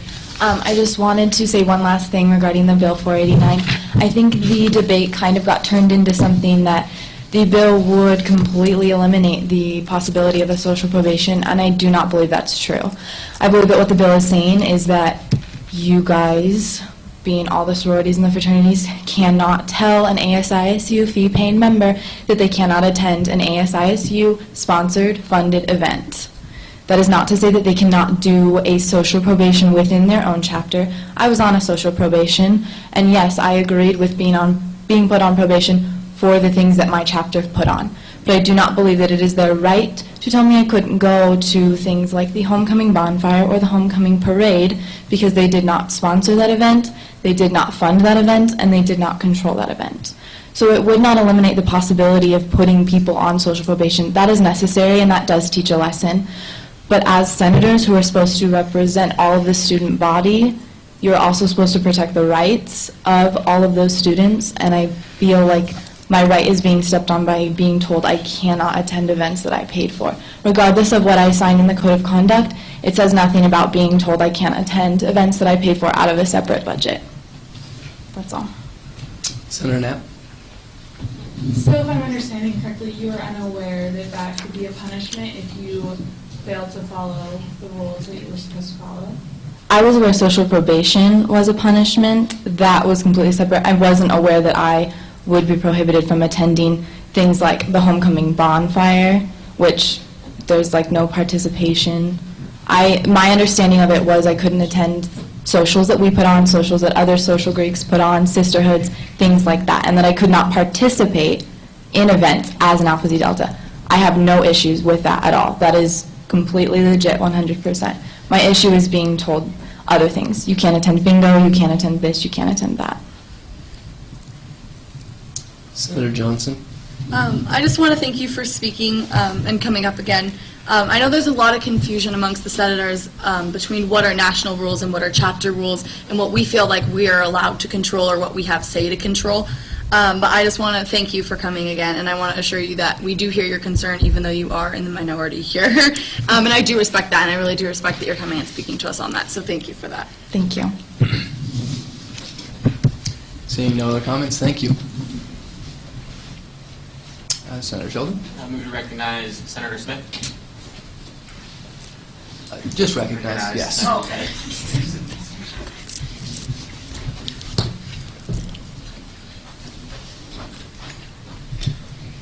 Hello, my name is Veronica Dialina, Veronica Dialina.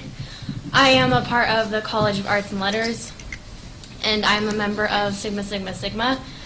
I oppose Bill 489 because we use social probation as kind of like a last step before you're almost terminated from the sorority.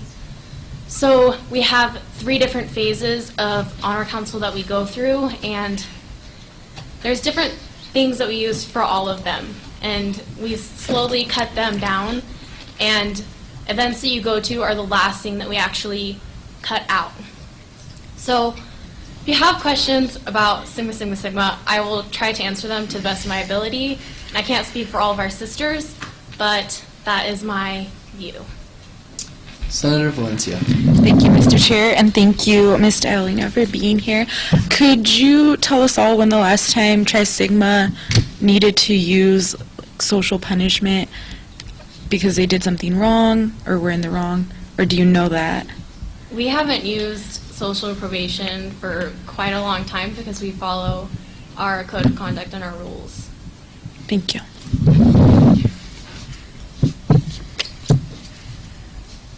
Seeing Senator Perry.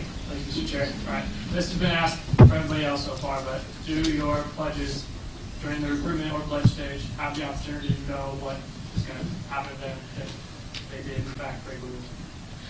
Yes, we walk them through all the phases of honor council, and they know what's going to happen. Senator Pitcock. Is the specific punishment, such as preventing from going to other non-organization planned events, outlined in your national or chapter constitution or bylaws? Yes. They're in both of them. Senator Knapp. Again, this is for all of the Greeks, but if a student was not okay with the rules, like say a student violated something that you had and they had a probation and they weren't okay with that, do they have the option of just leaving? They have an option of leaving before they're initiated, and then you can always terminate after you're initiated. You don't agree with something.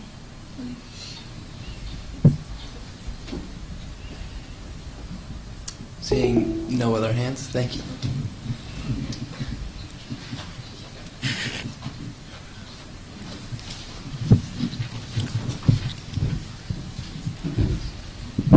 Sorry. I thought of an example finally for you guys.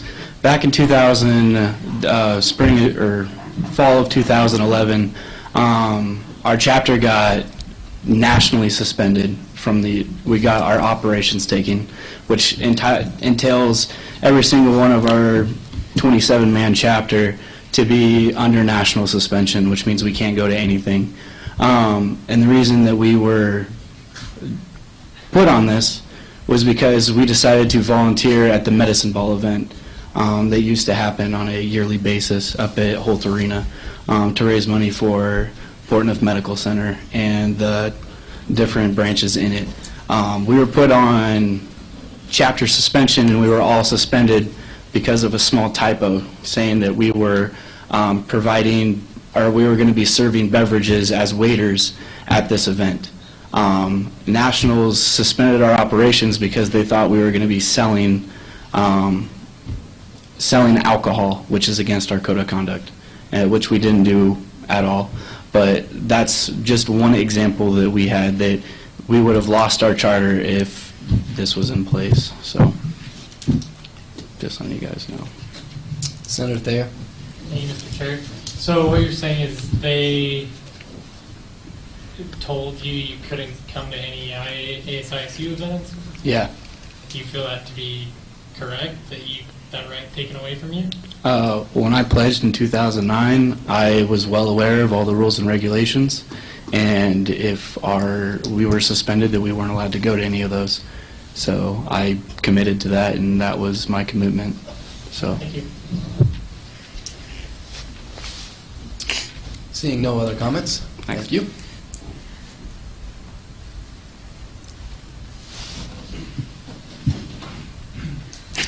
Chief of Staff Reed. There's always got to be one more. Vice President Tigny, Senators, thank you for having me here. Just a reminder, with the only week that you're required to do an office hour being this week, checklists are due tomorrow, and I promise that if you fill this one out, you won't have to fill out another one until next year.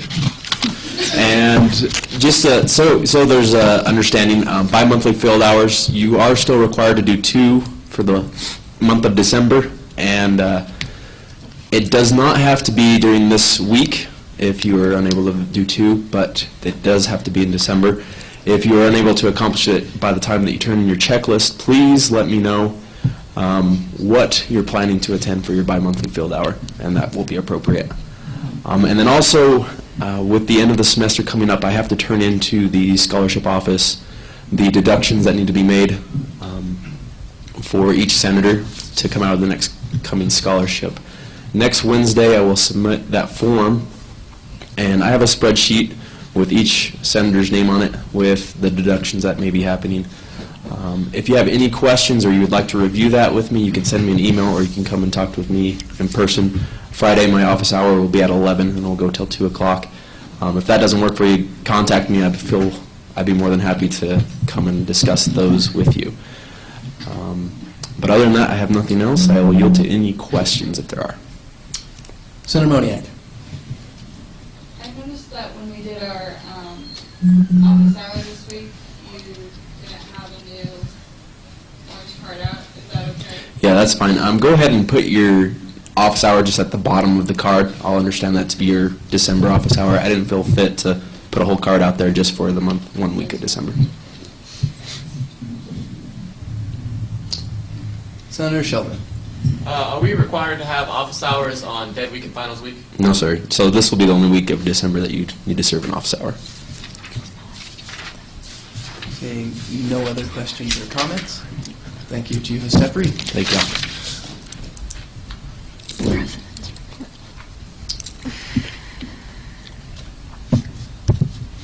Senator Cleveland? Granted. Seeing nobody else from the gallery approaching, let's move on to our President's report. President Sun.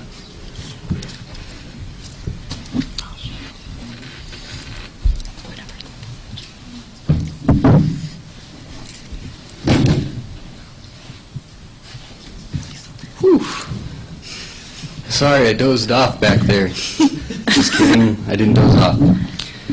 So, there have been multiple important things brought up tonight, and I will try my best to address those within the time frame I have.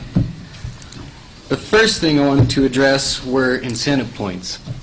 As most of you know, and has been brought up in caucus, and we'll have a chance to discuss it more perhaps later in Senator Valencia's report.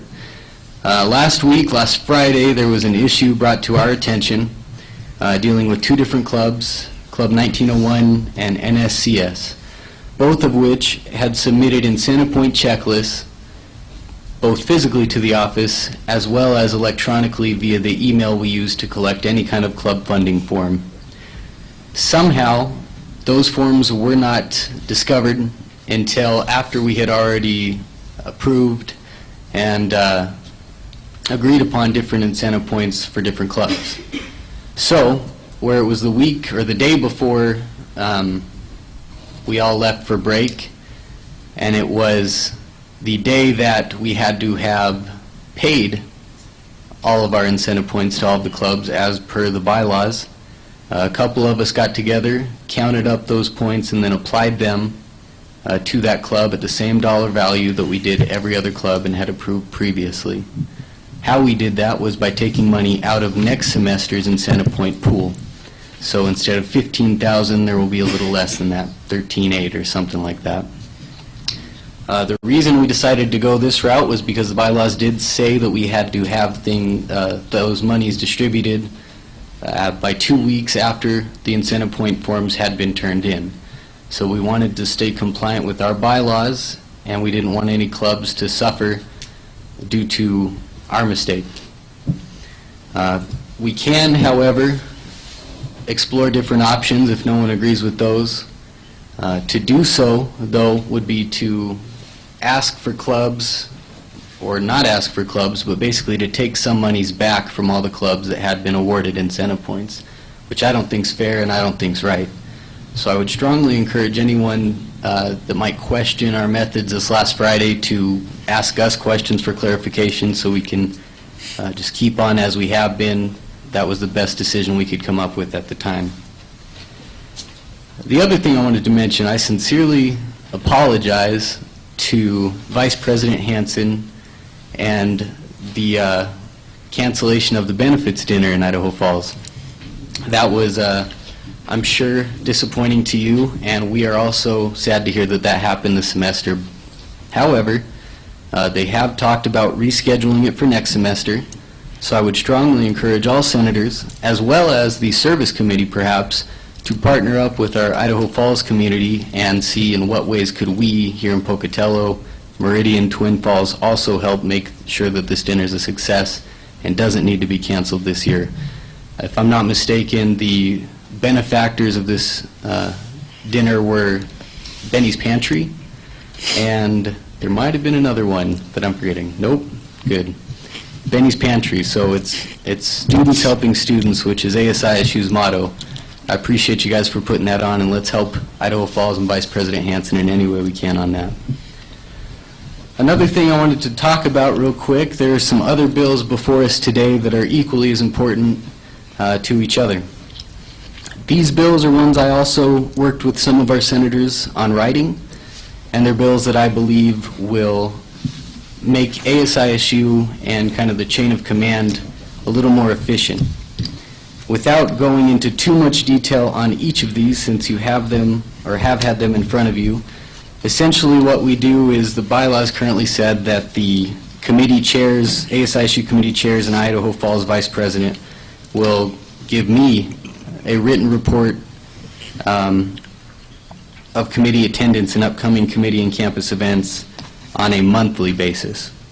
Well, some of us might have noticed none of us have been doing that. And so I think it would be a lot smoother of a process if we said that the pro tem and the Idaho Falls vice president will report to me or indirectly through me through the chief of staff.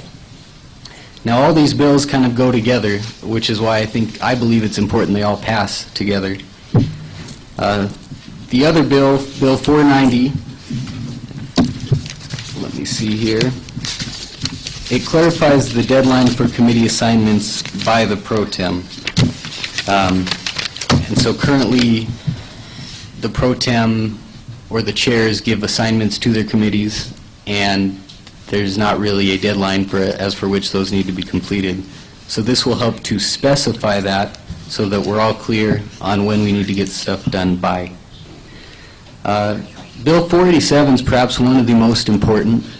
As some of us know, throughout the semester we've had some problems with committees across the board, whether it was attendance or committee work assigned not being completed or other issues perhaps within the committee. What this bill does is it creates another ASISU committee, which will be called the Senate Pro Tem's Chair Committee, which, pretty self-explanatory, will be comprised of the Senate Pro Tem as well as every committee chair, ASISU committee chair. The purpose of that committee will be to meet bi-weekly to report back and forth with the Pro Tem on any issues, attendance, work not getting done, whatever that's happening within committees, as well as to work with those chairs to set goals and objectives for each of your committees, which I think is extremely important. We talked a lot about this at the beginning of the year, and as we move on and more gets added to the plate, sometimes it's easy to forget some of the objectives that we had set previously. Sometimes it's easy to forget to set new objectives and game plans as far as how we're going to reach those objectives. So this committee, I strongly believe, will help us to administer that a lot better.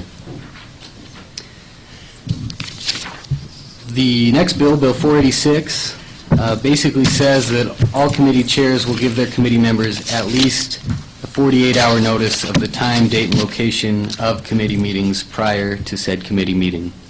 This is to allow all of you that are or ever will be members of a committee to have plenty of time to give your, as already mentioned in the bylaws, 24-hour notice, written notice it says, to the chair as for why you will not be able to make that meeting. So this makes sure that you're given more than enough heads up to give your 24-hour notice that you will not be able to make your meeting.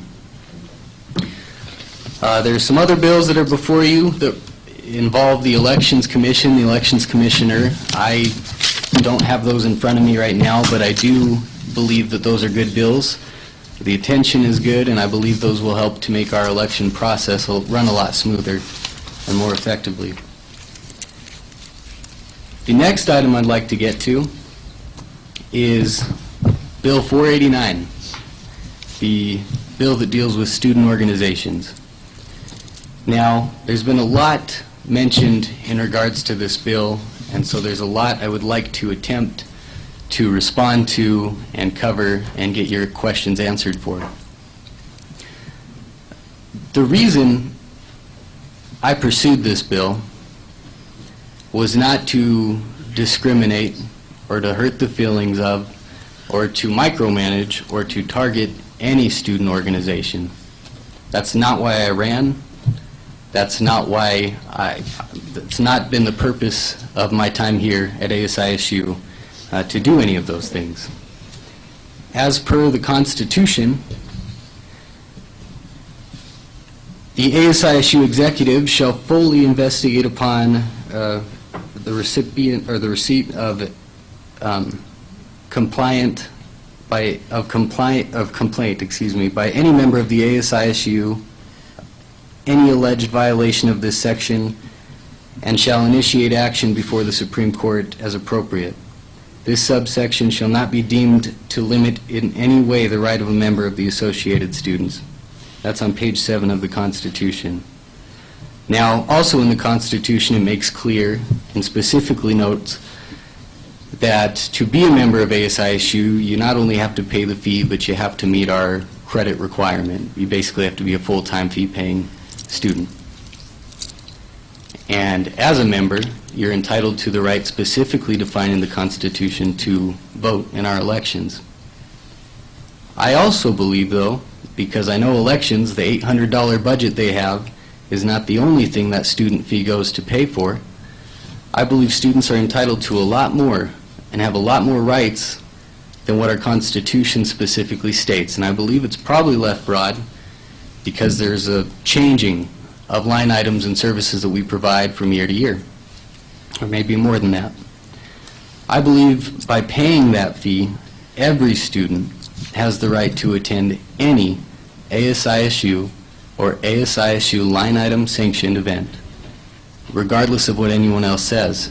Now, if they do something like any kind of breach of conduct, school's conduct, federal, state law, then yeah, it's a bigger issue, and it's not one that ASISU should be trying to play judge on. But that's not what this bill is talking about.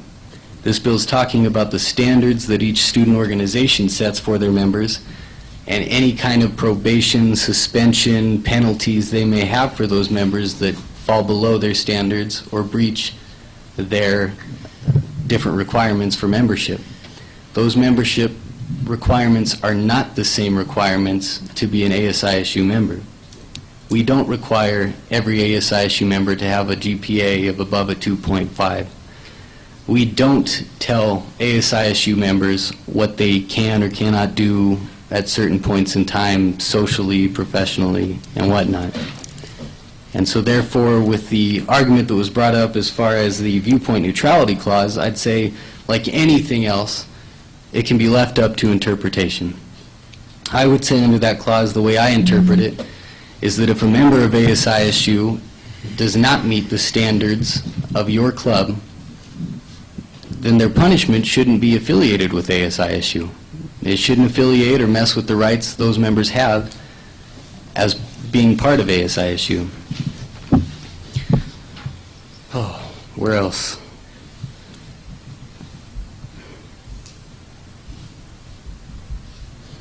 Another thing that's been mentioned is that a lot of these students, specifically in Greek organizations or social Greek organizations, are familiar with what they've signed up for. Therefore, if they run into something later on in their time in that organization, it's something they had already agreed to. Well, in sitting down with the few members we've been able to of Greek Council, as well as talking with other people affiliated with these social Greek organizations, that has not been the case. It has not always been made specifically clear. I believe earlier Senator Pitcock asked a member of Tri-Sig if it was made clear that they could be prohibited from attending ASISU or ASISU line item sanctioned events in their constitution and bylaws here on campus and at a national level. I've looked through that constitution or their bylaws here on campus, and it doesn't anywhere mention that. Nor do I think it does at the national level. When we sat down with Greek Council, it was our understanding that this isn't a national mandate to use a school-sanctioned or an ASISU, in this case, sanctioned or line item sanctioned event as a form of punishment.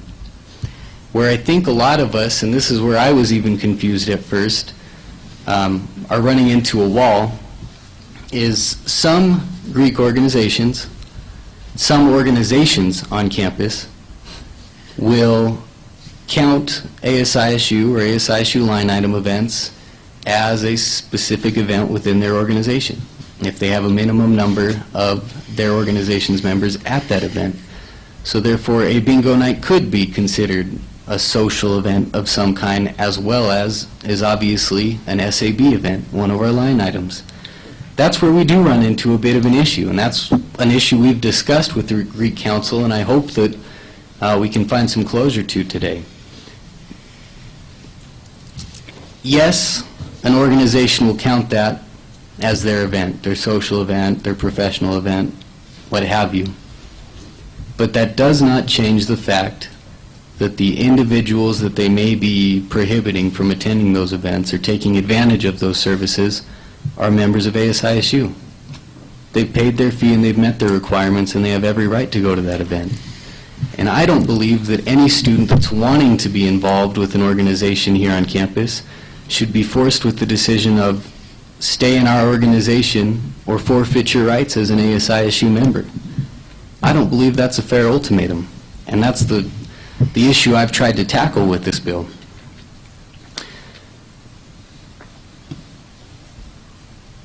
I believe this bill has been left fairly broad in its wording. But as I mentioned with other people that have brought that concern up to me with, if I were to say no student organization shall prohibit their or a member of ASISU from attending these events, or else they're not an organization, or else they're no longer eligible for club funding, or else anything, do you think it would have a chance in heck of passing tonight? I don't.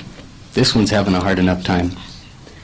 The reason I wrote this bill, and the reason I worded it the way it is worded, is because I believe it needs to be made clear, not through a resolution that'll probably live and die this semester or this year and will be forgotten next year when it's no longer in any kind of governing doc and it's only accessible to the people that look online and know which bill number or resolution number it is. I wrote this bill because I would like it to be in our governing documents so that it's clear from year to every ASISU member that these are their rights and no one can tell them otherwise, unless, of course, they do breach something that's beyond our jurisdiction.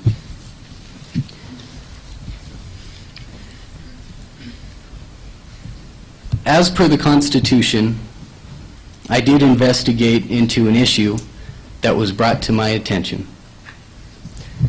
The issue, not all the details could be made possible or made available to me, but I asked around with the members involved with that student organization involved in the issue. I did contact the president of that organization and attempted to say that this is not something I believe they have the ability to do. And when I did that, I was told I was wrong. I was told I was wrong and I could take it up with the head of Greek Life, Val, or with any other of their advisors. That's why I wrote this bill, is because I do believe it needs to be made clear. I did talk with Val, I did talk with Greek Council, and I don't see any issues with this bill that can't be worked with. There's no national organization that we were told of that prohibits or tells you to prohibit your members from an university event as a form of probation or suspension. If there is, I strongly believe it's that issue we brought up before, which is where if that event is kind of in that gray area of it is an ASISU or line item event, however, our club has 4 people going there, so we're going to call it a social event. I think that's where we're running into an issue with national organizations or local chapter issues, but a couple senators and myself looked through, and I have them here, each bylaw of each social fraternity, sorority, and Greek Council here on campus, and none of them specifically state that you will forfeit your rights as an ASISU member to our services and our activities. It's a matter of principle to me, as I've said, and I'll try not to ramble on, but under this same principle, I don't see any reason why someone couldn't tell a member that fell below their organization's standards that you can't apply for the ASISU scholarship. You can't pick up a Bengal newspaper every Wednesday. You can't attend a movie at the Bengal Theater. I don't see how there's a difference there. I don't see how there's a difference there, and I believe on that matter of principle, no one should be able to tell you you can't do any of those things if you're entitled to them as an ASISU member. It's also been brought up that the specific reason why, if we do call a bingo night maybe a social event for our organization, we don't want that other member there and they can't be there because they are always representing our organization. They're always wearing their colors, and they're always a brother or sister. I completely respect that. However, it's an inconsistent policy. Let's say Wednesday night, there's a bingo night, and that has been considered a organization event as well as it's an SAB event. You can't go because you're always wearing your colors, you're always representing us. But Thursday night, or let's say Friday night, within the same probation or suspensionary period, there's a late night at the Union with UPC, and that gets out of ASISU, but there's a late night event for UPC, and that has not been, for whatever reason, considered an event of our organization here on campus. So you can attend that event.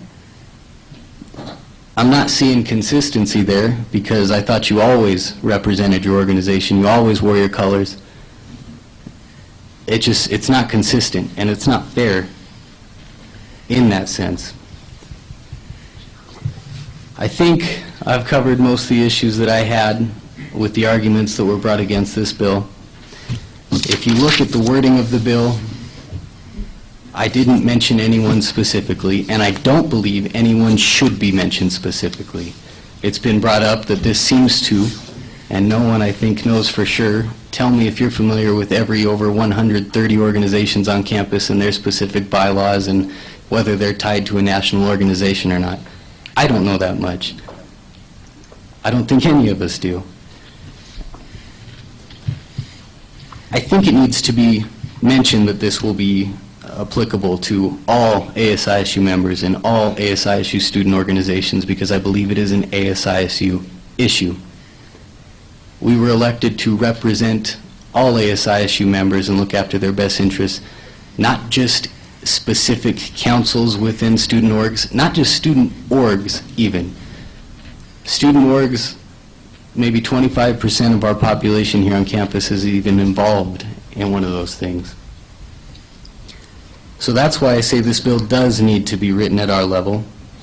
This is something that needs to be made clear at a university level within ASISU at least. And I don't believe it should be left up to specific organizations, because then there will be even more inconsistency across the board with policies of probation or suspension with different members. And so, to be fair to all ASISU members, that's why I wrote the bill. That's why I worded it the way it is. It's not that I think this is going to stop it by tomorrow, but this makes clear the rights to every student. And if those rights are violated or tried to take away from them, then we can address those issues going forward, as we've done in the past. The brothers of Lambda Theta Phi, for example, last year and the years before that, were almost not made an organization here on campus because we required X number of members, and because they have to go through the process of recruitment and initiation, basically, their national requirement did not match with our requirement for numbers here on campus. Well, this year, I'm happy to say that we haven't had to withdraw their right to any type of club funding because we couldn't consider them a club. We found some middle ground with their national organizations. We were able to work out the numbers issue, and they're able to keep on functioning as an organization here on campus. If there ever is an issue with a national organization for Greeks, professional, social, non-Greeks, any student organization, because believe it or not, many of them do have national organizations they're tied to, I think we can work with them. And I think they're willing to work with us because they want those students to have an organization here on campus just as much as we do. It's easy to get afraid and to shy away at the thought of losing an organization here on campus. I don't want to lose one as much as the next person, but I don't think it's as cut and dry with national organizations as it's been made out to be believed. I think they are willing to work with us, and we're definitely willing to work with them, but until we reach out and try to find some middle ground there, how can anything be accomplished? I've talked enough. If there are any questions I can yield to, I'd be happy to do so at this time. Senator Withers? Thank you, Vice President Keeney. Thank you, Vice President, President Sun, for coming out and speaking tonight. My question to you is, do you necessarily think it's fair that we're debating a bill that a small minority of us understand completely the Greek system and everything, and it's more than evident that it's a very controversial bill that is very open to interpretation, as well as speaking with some individuals who say that this bill would primarily target Greek systems, that we should be voting on it tonight rather than looking for more information about it and reaching out and making a compromise? I do believe it's fair, because in the conversations I've had with the president of Greek Council, some presidents of Greek organizations, and those that also thought they were being targeted with this bill, we were not able to find anything that would ruin relations with their national organization by passing this bill tonight. The problem we're running into is a philosophy, and that philosophy is they consider certain events that happen on campus, whether they pay for them or sponsor them or not, to be events within their organization. And I think that's fine. I think that's fine. Where I have a problem is where that interferes with the member that might be under suspension or probation or any of that with their rights as an ASISU member. That's a philosophy disagreement that we've run into, and after talking with Greek Council, it's not one that's going to be compromised on. It sounds like we all came to the agreement that there were specifics within each bylaw, within policy, within procedure that needed to be detailed out more. They need to be specified on more and made more clear to their members before they join the organization. That's been made apparent that that has not always been the case with every organization. So those are things that we agreed to work with Greek Council on to try to improve. But what this handles is not something that we are willing to come to. There's no compromise on it. There's no compromise on this issue. It's a philosophy, it's a difference of philosophies, which is why I'm saying on behalf of ASISU and the rights of every individual student, it is appropriate and I do believe it's right for us to step in and try to make clear the rights of those students and make clear they can't be taken away by anyone. Senator Smith? Thank you. I'm just wondering, because you brought it up in your speech, did you reach out to the national organizations that you knew may possibly be negatively or possibly be affected at all by this bill to make sure that their organizations on campus would not be negatively affected nationally before writing this bill? Before writing the bill, Or before bringing the bill to Senate and to the council and to everybody that was affected by it, or you thought would be affected by it? last Wednesday evening after the first reading of this bill, it was made clear that there was not only confusion but disagreement on the bill. So Greek Council was nice enough to invite Senator Thayer and myself, who were the two there at the time, to come sit and talk about this with them.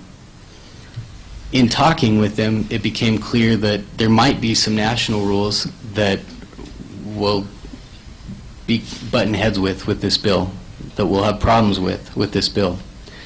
So the agreement at the time was to go on, inform your members of this bill, let them come up with questions and opinions on the bill for themselves, and reach out to your national organizations to find out if this is going to interfere with any of those national rules. This week, I believe it was Monday, we sat down again, or no, it was yesterday, sorry. We sat down again with the president of Greek Council and Val Davids and confirmed in that meeting that this was not going to violate any national rules. The only time it does, or could be interpreted to, as I mentioned, that we established yesterday, was if you count a specific event that's sanctioned by ASISU or line item as an event within your own organization. And that's where I'd say I still don't believe the members of ASISU rights should be taken away from them just because you got 4 other members there and you count that as a social event. It's still that member of ASISU's right as a member of ASISU. So specifically, I did not talk with any national organizations, but I asked each leader at Greek Council to reach out to their respective organizations because also, surprise, surprise, a lot of the constitutions at a national level and the rules there are not public information. And so I wouldn't have access. They'd tell me to beat off. So we asked them to reach out, and that's where we came to at the end of those discussions and those meetings.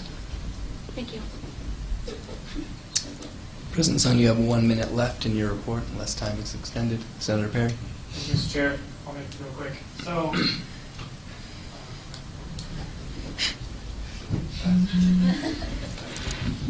Senator Cameron.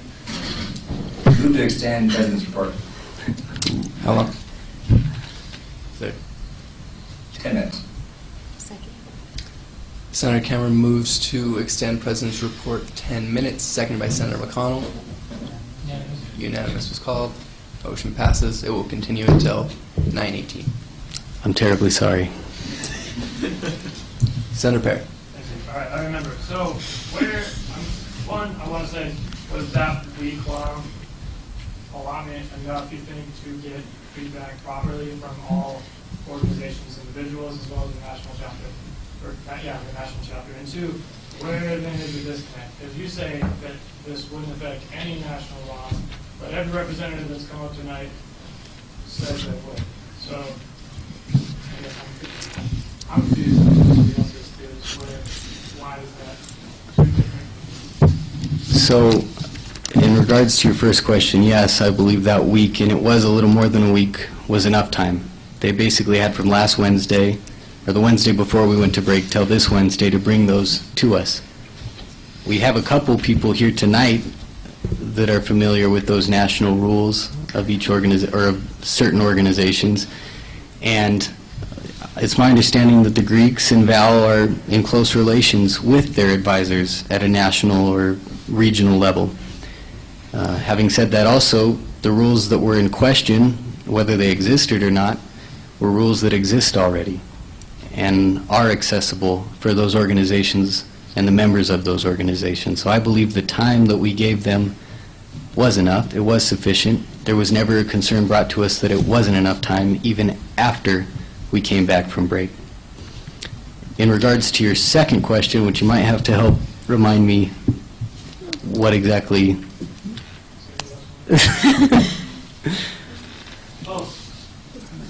Yeah, it was the disconnect between what you're saying and what everyone else is saying. Definitely. So this is where it gets pretty difficult to understand, but to simplify it, let's consider there are 3 different types of events. And this will vary among organizations, but one event is, let's use bingo night for an example, SAB's bingo night. The first one is strictly an SAB bingo night. And let's say no organizations, for whatever reason, had decided to make that or count that towards their specific organization's social or whatever event for their national requirement purposes. The second type of event is that same bingo night, but one that organizations did. Call both, basically. It's a bingo night as well as an event that their organization is going to call one of their own. The third is an event put on strictly by said specific organization. Generally, those events are closed off to other people that are not affiliated with those organizations or that council. A ritual, some social events are like that. Where we're finding difficulty here, it's pretty clear that this first one is just SAB, it's an ASISU line item event. This third one is strictly that club's event, and they have every right to decide who does and does not attend that. That would include meetings, rituals, what have you, because to be a member of that organization and to take advantage of those specific services offered uniquely by that organization to its members, you have to pay into their system and meet their requirements. The second one, the middle one though, is where we're finding some complications, because it's the one that's also a bingo event and also a social event for X organization. That's where I believe, personally, the rights of that member of ASISU trump the probation or suspension that their organization has put on them as a result of the clause in the bylaws, which I'm having a hard time remembering right now. Oh, the viewpoint neutrality clause. And so that one is where we're having troubles, and that's where I'd say, if you're an organization and you've got a member in probation, suspension, whatever, and you want to say you can't come to our regular chapter meetings or whatever, that's fine. If you want to tell them you can't come to our ritual, because the word's pretty self-explanatory, it's something we hold sacred strictly to our members or maybe potential members, that's fine, because they haven't met the requirements of that specific organization. However, I don't believe anyone has the right to say you can't go to bingo night because you didn't meet our requirement, you didn't meet our standard, but you're still compliant with the standards and requirements of being an ASISU member. That middle one is where we're finding troubles, and that's where I'd say their right as an ASISU member, in my eyes, in my position, comes first and foremost and needs to be protected by us. Senator Beckstead. I'd like to recognize Senator Cleveland. Recognized. Senator McConnell. Thank you, Vice President Teague, and thank you, President Sun, for coming down. I know it's your report and all, but still, thank you. I just have a question, really fast, about something that you had mentioned in a few points ago. You said that this bill isn't up for a compromise. Now, I was under the impression that you had a meeting with Greek Council's president and the Greek Life Advisor and a few other people to reach a compromise. That was my understanding of it, and maybe it was a misunderstanding. But with you saying that it's not suitable to have a compromise, I'd just like some more explanation on that. Yeah, no, you're absolutely right. The purpose, my opinion, was the purpose of those meetings, the one specifically yesterday, were to try to find some middle ground and to come back after break with some clarification on some of the questions we had brought up previously. It was in that meeting that we did establish there need to be more specific standards and guidelines and procedures set forth for various organizations. and that's something ASISU would help them with. Where we aren't able to find compromise is that definition of an event, that second one I talked about, the middle ground, where it can be both a specific organization's event as well as an ASISU or ASISU line item event. That's where there's a solid disagreement, and there is no compromise we were able to come up with there. That's why I say it's important, in my opinion, to pass this bill, because it does come down to two different philosophies in an area where we weren't able to find that middle ground. And it does come down, in my opinion, to where we're looking at the rights of an ASISU member, of every ASISU member, or the current rights or possibilities or forms or potential forms of punishment every student organization has the ability to do. And so that's where we kind of hit a bump in the road, and that's why I'm asking that we continue to go forward with this bill, because it really does come down to a fundamental disagreement that, unfortunately, we just disagree on, which is okay sometimes. Follow up with Senator McConnell. 2 minutes. Okay, thank you very much.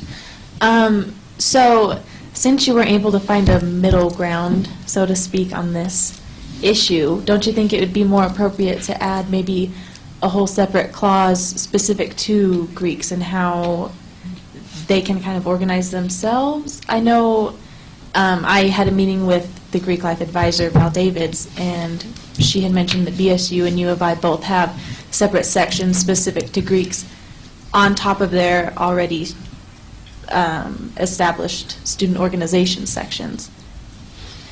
Yeah, this taps into an even bigger issue, I believe, which is, right now we're looking at Greek Council, which is comprised primarily, if not solely, of social Greeks. And right now, the difference between a council and a club is almost non-existent. They're eligible for all the same things as a club would be, and we don't really treat them differently than a club.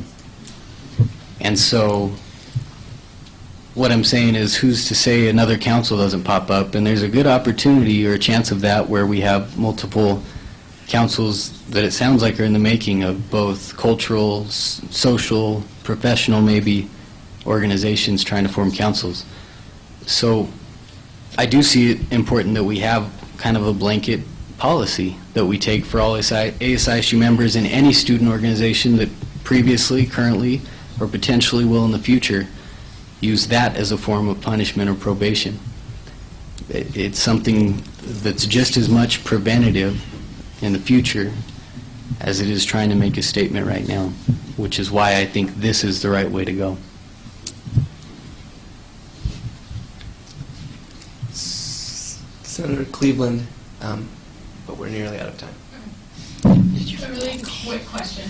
Can you clarify what an ASISU event is? Like, to me, if we fund the clubs and we give them money to put on events that are to help their clubs, are what the events that the clubs put on considered an ASISU event? Great question. So to me, club funding does not mean that a club event is an ASISU event. To me, every student organization is a separate entity that is under and reports to our line item student organizations. If you write an event, or if you fill out an event registration form, that doesn't mean that it's an ASISU event. Otherwise, why aren't we approving those every time they come before us? When we do look at those is when it comes to incentive points, club funding, the part we do have control over up until we've given it to organizations here on campus. We give them money, and they do with it what they want. We don't tell them how to go and spend that, with the exception of maybe a fundraising loan or contingency fund request. Quick follow-up. Okay, so correct me if I'm wrong, every full-time paying member pays ASISU fees. Those fees go to club funding, so technically, so if we pass this bill, then even if we say that sororities and fraternities can't, that they can prohibit their members from going to their functions, aren't they paying through ASISU fees for that function, therefore they should be allowed to go? That's something I don't feel anyone has the ability to answer to unless we do a full-on audit of every student organization and with what money is coming and with where that money is going to. All I know is that we are over the pool of club funding up until we've awarded it to them, and then it's theirs. Just like a lot of organizations, a lot of these social Greeks have accounts off campus that have nothing to do with us, and their nationals ask or require that, and that's okay. I don't see it, and I don't interpret it as an event put on by an organization specific to their organization is automatically an ASISU or line item event just because everyone in that organization and maybe some of the club funding they received was paid for via the ASISU fee. With that argument, you could almost argue now that's the case, but I think it would be somewhat absurd and it wouldn't make a lot of sense to suggest that or to believe that, because there's obviously a cutoff there. We don't have control of the accounts of every club unless, of course, they maybe breach a requirement, such as a member requirement, if they don't register as an organization under ASISU. Those are some of the exceptions, but no, I would not interpret it that way, and I think it'd be a stretch to interpret it that way. That is all the time we've allotted for President's Report. Thank you, President Sun. Thank you. Senator Perry? Mr. Chair, I move to have a 5-minute recess. Second. Senator Perry moves to have a 5-minute recess, seconded by Senator Sheldon. Unanimous? Unanimous was called. Motion passes. We will be back here at 9:26.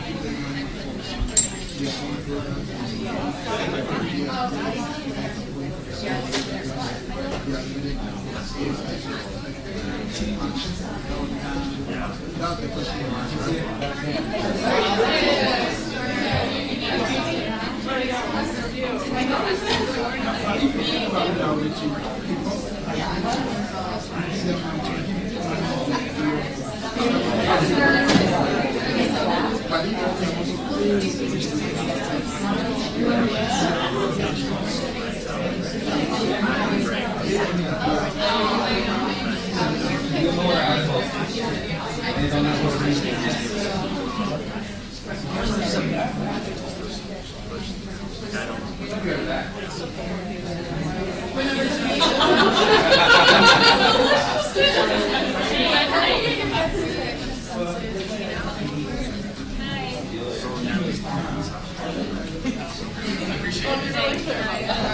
want you to vote if it's what your heart desires, and if not, I still want you to vote with me. Can we have a stalemate? Can I sit with you later? Oh my God, this is... No, not tonight. No, not tonight. No. We'll be lucky if we get out of here by midnight. No, I'm serious. I have 4 minutes.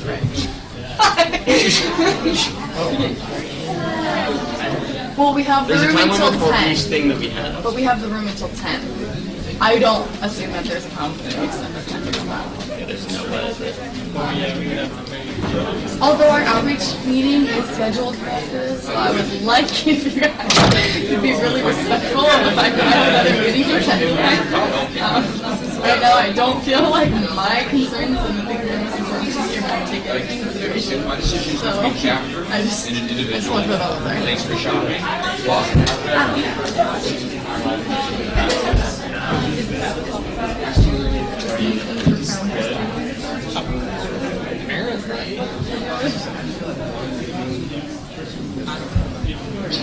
Because it's, you know, even if it says national things, I still think, like Kyle said, if it's past, like there's, we can work on it. And then maybe if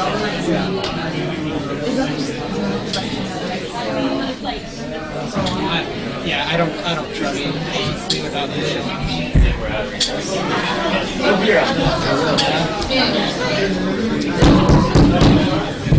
Recess is now over.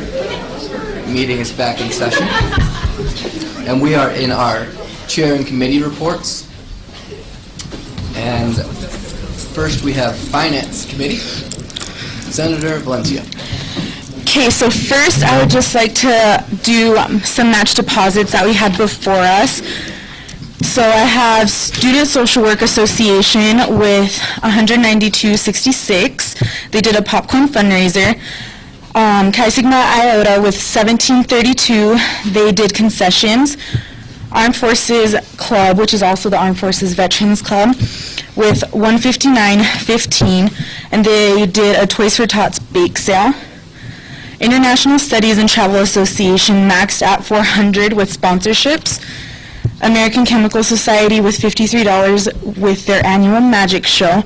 So this was $822.13.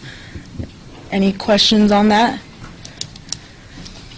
I move to approve the match deposits for $822.13. Second. Senator Valencia moves to approve the match deposits for a total of $822.13, seconded by Senator McConnell.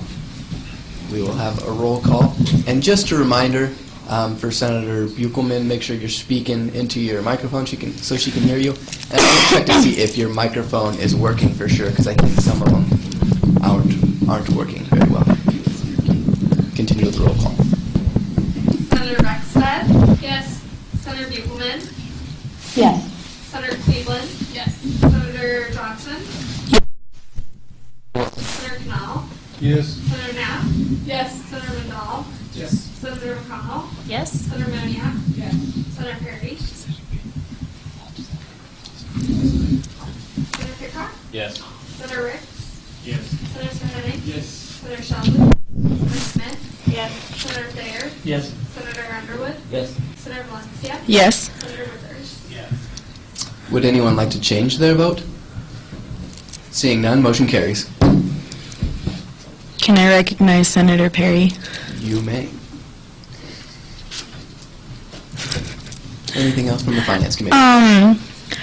We talked in finance about coming up with an incentive point basic forum, that a lot of the sheets were messy and really unclear, and I'm going to personally work on coming up with an example of how we would like those to be done. And if anybody from outside the finance community would like to help with that, it's just going to be a big email sent out on what we would like to be done with incentive points, and we'll come together and say if we want organizations to have them printed off, or if we want them all emailed, only paper copies, things like that, because of events that did happen. That way we can not have those happen again. So just letting you guys know, that'll be here in the next semester. I'll work on it during break. And then also, again, I want to bring forth incentive points with 1901 and NSCS. If anyone would like to have a discussion on that, I'm open for it. Are there any questions or comments at this time? Seeing none. And that is all I have to say. Thank you, Senator Valencia. Rules Committee. Thank you, Mr. Chair.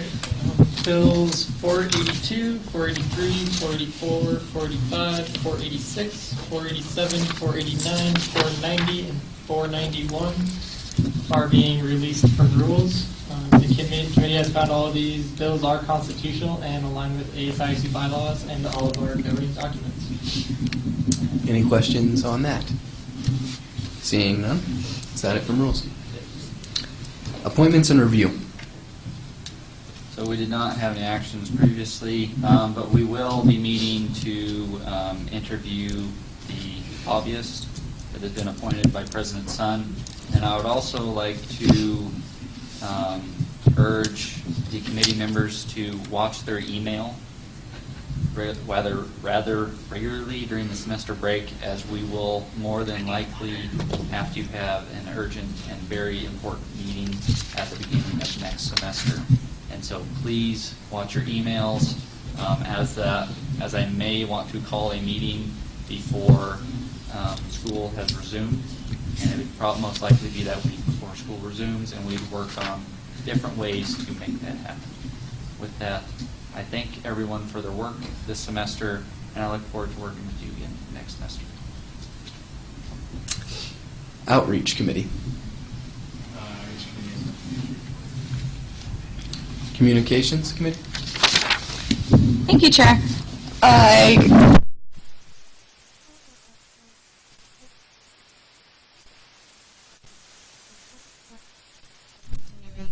To help video for next semester.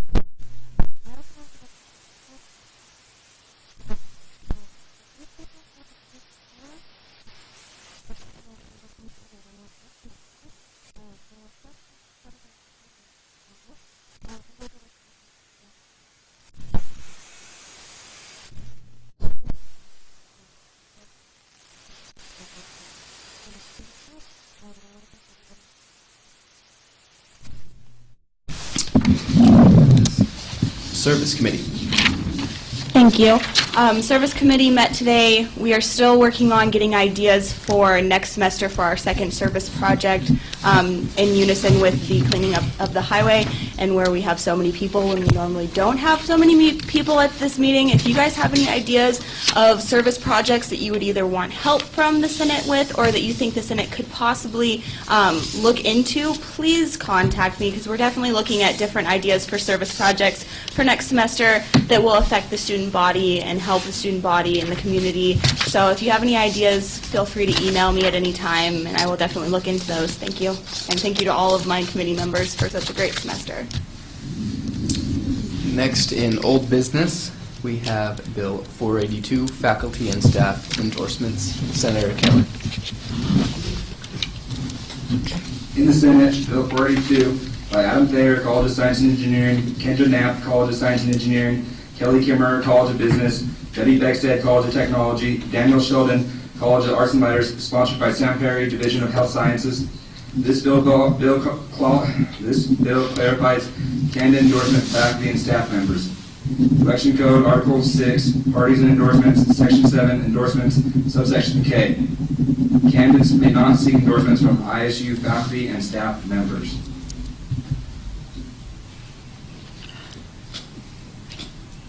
I move to vote on Bill 482. Do you need to approve it? As run it. Senator Kemmer moves to approve Bill 482, seconded by Senator Perry. Roll call must be had. Senator Beckstead? Yes. Senator Buchelman? Yes. Senator Cleveland? Yes. Senator Johnson? Senator Kemmer?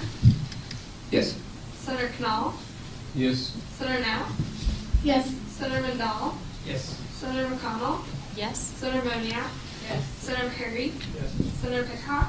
Yes. Senator Rick? Yes. Senator Sahani? No. Senator Sheldon? Pass. Senator Smith? Abstain. Senator Thayer? Yes. Senator Underwood? Yes. Senator Valencia? Yes. Senator Withers? Yes. Senator Cleveland? So I'm still really unclear on how we're going to make it so we know if the student is asking the faculty or staff for the endorsements. And so I just feel like it's really unclear on how we're going to determine that and how we're going to go about that by determining that. Because I mean, I understand faculty, we can't control the faculty and staff. However, I don't know how that's all going to play out. So with that, I say no. Senator Johnson?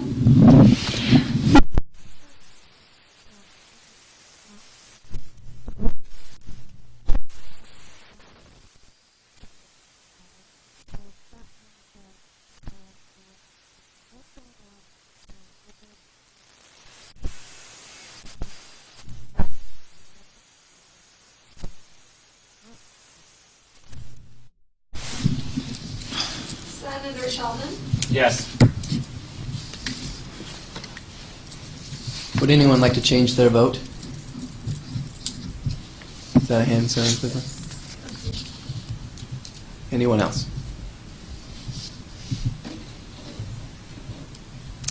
Seeing none, motion passes.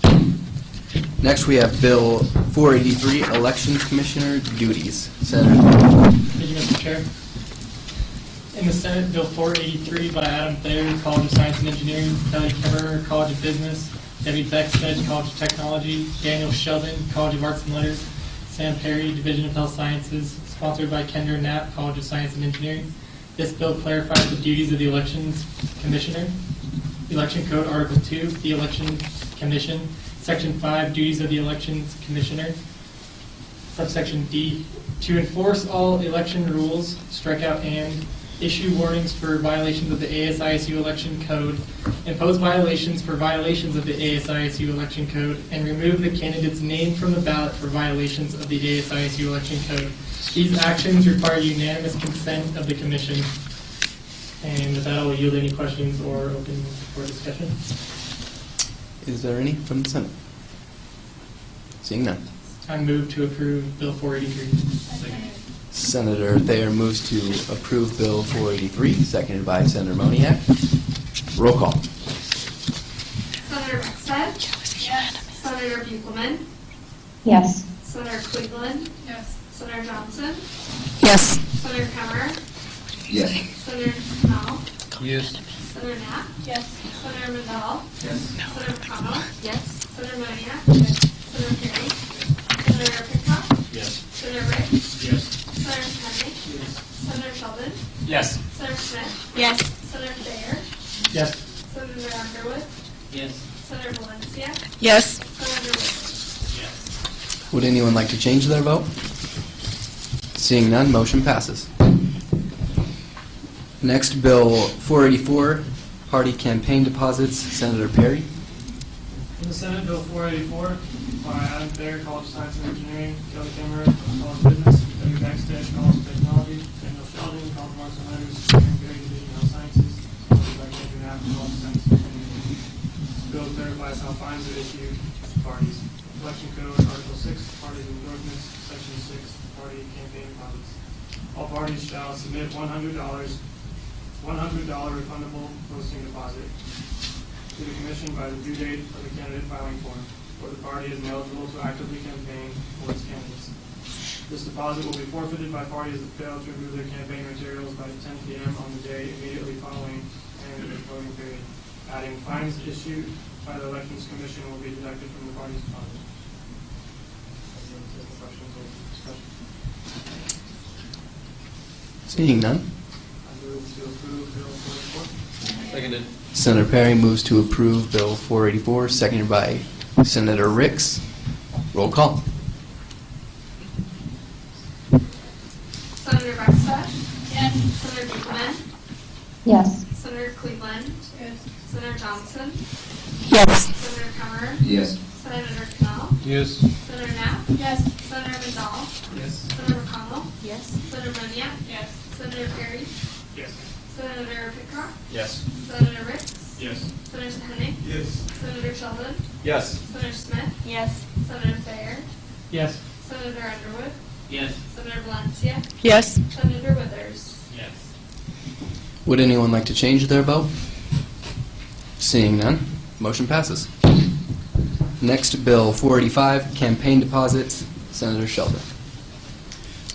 In the Senate, Bill 485 by Adam Thayer, College of Science and Engineering, Kendra Knapp, College of Science and Engineering, Kelly Kimmerer, College of Business, Debbie Beckstead, College of Technology, Daniel Sheldon, College of Arts and Letters, sponsored by Kendra Knapp, College of Science and Engineering. This bill clarifies how fines are issued. Election Code, Article 5, candidates, Section 8, campaign deposits, subsection E. Fines issued by the Elections Commission will be deducted from the candidates' and tickets deposit. If the fines issued exceed the candidates' and tickets deposit, a hold will be placed on the student's university account until the fines are paid. That I will open to any questions. Seeing none. I move to approve Bill 45. Senator Sheldon moves to approve Bill 485, seconded by Senator Beckstead. Roll call.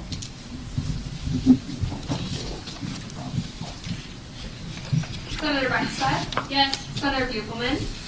Yes. Senator Cleveland? Senator Johnson? Yes. Senator Kimmerer? Yes. Senator Cannell? Yes. Senator Knapp? Yes. Senator Mandel? Yes. Senator McConnell? Yes. Senator Maniat? Yes. Senator Perry? Senator Pickhoff? Yes. Senator Ricks? Yes. Senator Henning? Yes. Senator Sheldon? Yes. Senator Smith? Yes. Senator Thayer? Yes. Senator Underwood? Yes. Senator Valencia? Yes. Senator Withers? Yes. Would anyone like to change their vote? Seeing none, motion passes. Next on the agenda is Bill 486, Chair Committee Notice. Senator Johnson.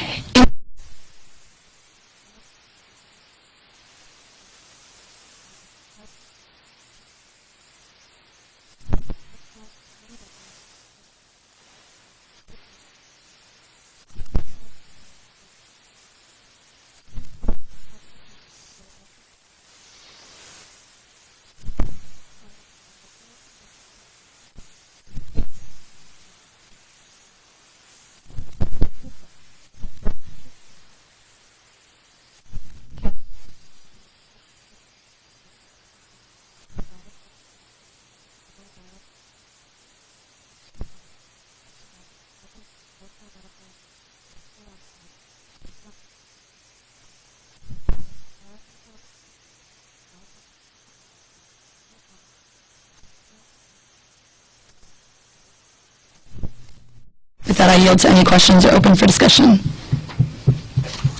Senator McConnell.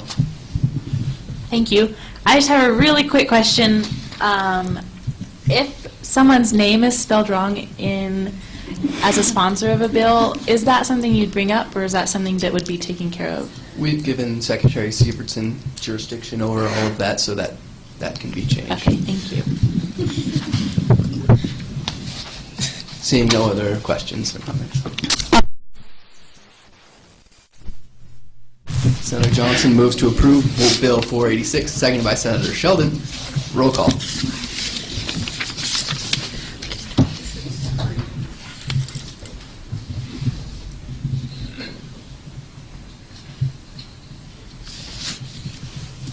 Senator Beckstead? Yes. Senator Buchelman? Yes. Senator Cleveland? Yes. Senator Johnson? Yes. Senator Cannell? Yes. Senator Knapp? Yes. Senator Mandel? Yes. Senator McConnell? Yes. Senator Maniat? Yes. Senator Perry? Senator Pickhoff? Yes. Senator Ricks? Yes. Senator Henning? Yes. Senator Sheldon? Yes. Senator Smith? Yes. Senator Thayer? Yes. Senator Underwood? Yes. Senator Valencia? Yes. Senator Withers? Yes. Would anyone like to change their vote? Seeing none, motion passes. Next, Bill 487, Pro Tem Committee, Senator Johnson.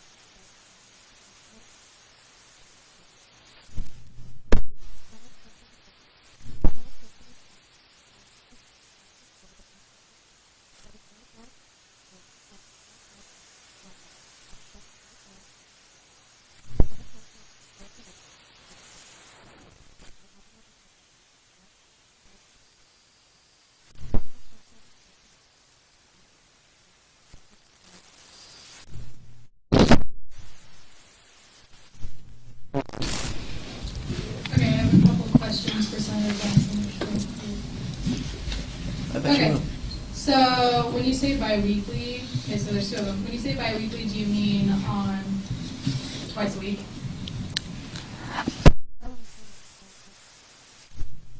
So I think that would actually be bi-monthly, isn't it? I'm pretty As far No, to me, I read it as twice a week. And then also my second question. I think semi-weekly would be twice a week. Okay. And bi-weekly would be every 2 weeks. Okay, perfect. Thanks. And then also, when will this committee be like added and be an actual committee?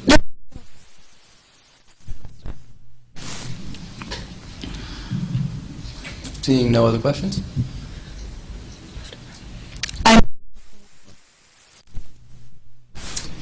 Senator Johnson moves to approve Bill 487, seconded by Senator Ricks. Roll call.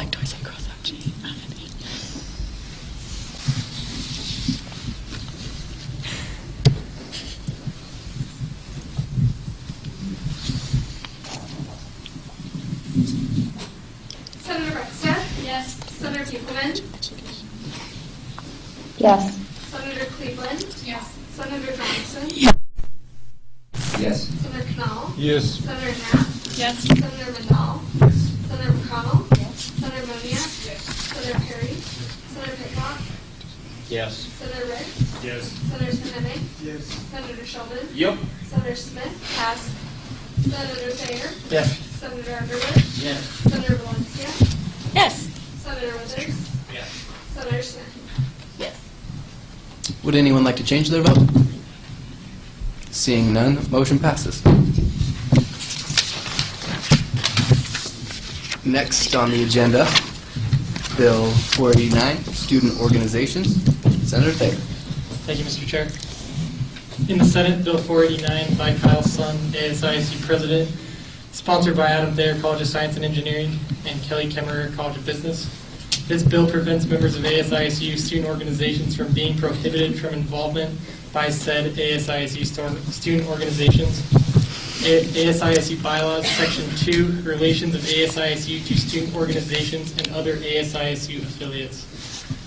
Clause 1, recognition of student organizations and other ASISU affiliates shall not be construed as agreement, support, or approval by ASISU, but only as a process of recognition which confers certain rights and responsibilities. Further, campus organizations and other ASISU affiliates have a strong obligation to avoid representation or give the impression that their actions reflect the views of ASISU. Clause 2. No ASISU member shall be prohibited from attending an ASISU or ASISU line item sanctioned event by an ASISU student organization as a punishment. I will yield any questions and open for discussion.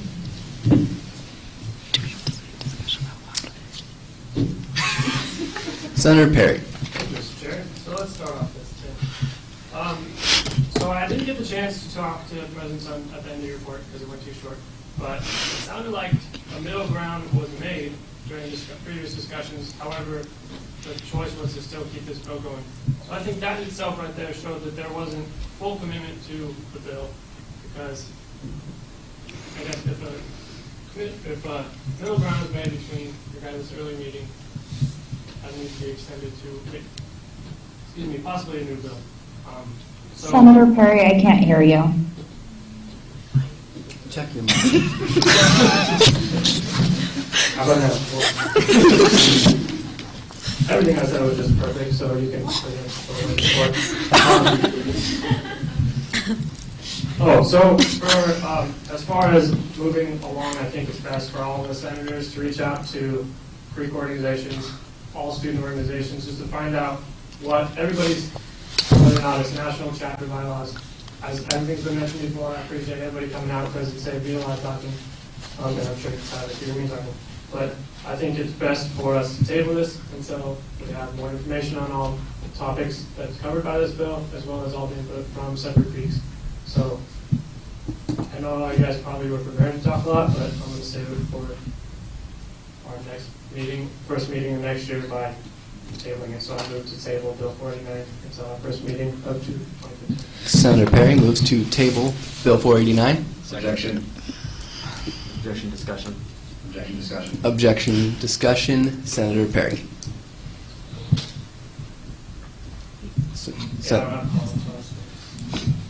Yeah, second by Senator Sheldon. Senator Cameron. I'm probably not going to win too many friends with what I'm about to say, and I'm okay with that. I look at Bill 489. Our reading on our agenda is Bill 489, student organizations.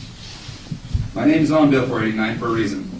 There's been some great members of some amazing organizations present arguments here tonight for and against this bill. However, I see this bill as making sure every student has the ability to attend ASISU events. ASISU, the Associated Students of Idaho State University. I see students, and when I look at this bill, I see students. Taking away the right to enjoy what is a college life is one of the worst things that we can do in this whole thing we're doing here.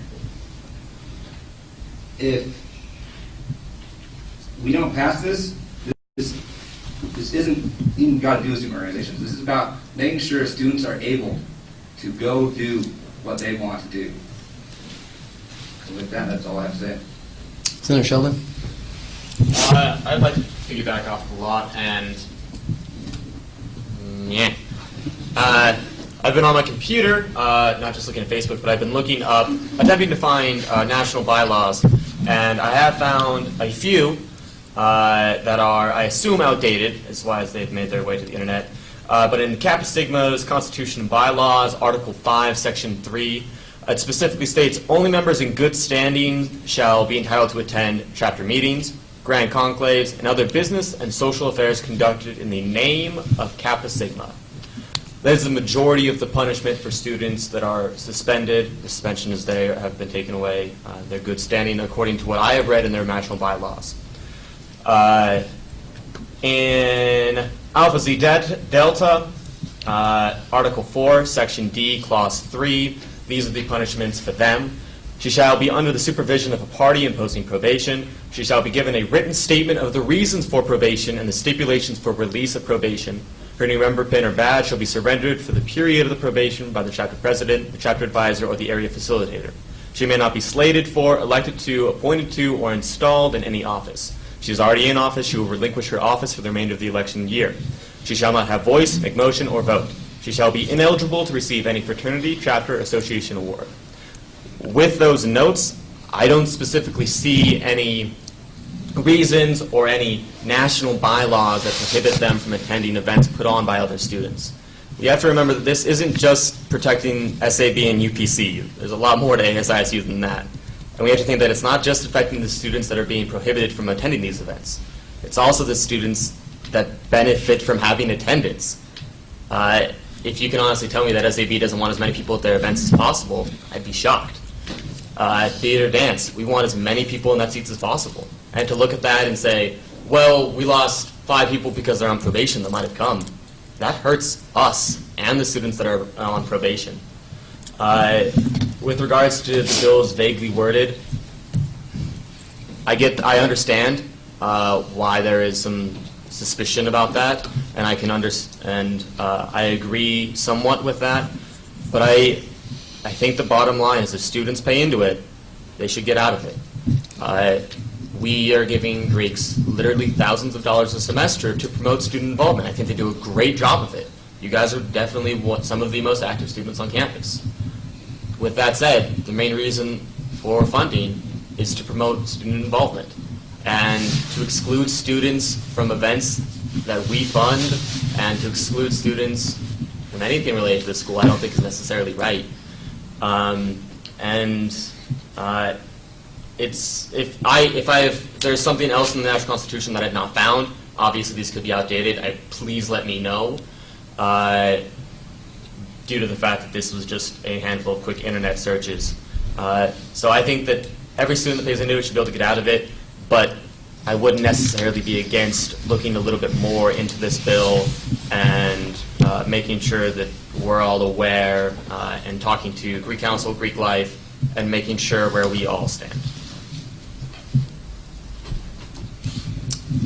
Senator Withers. I'd like to give my time to Andy Regenhagen.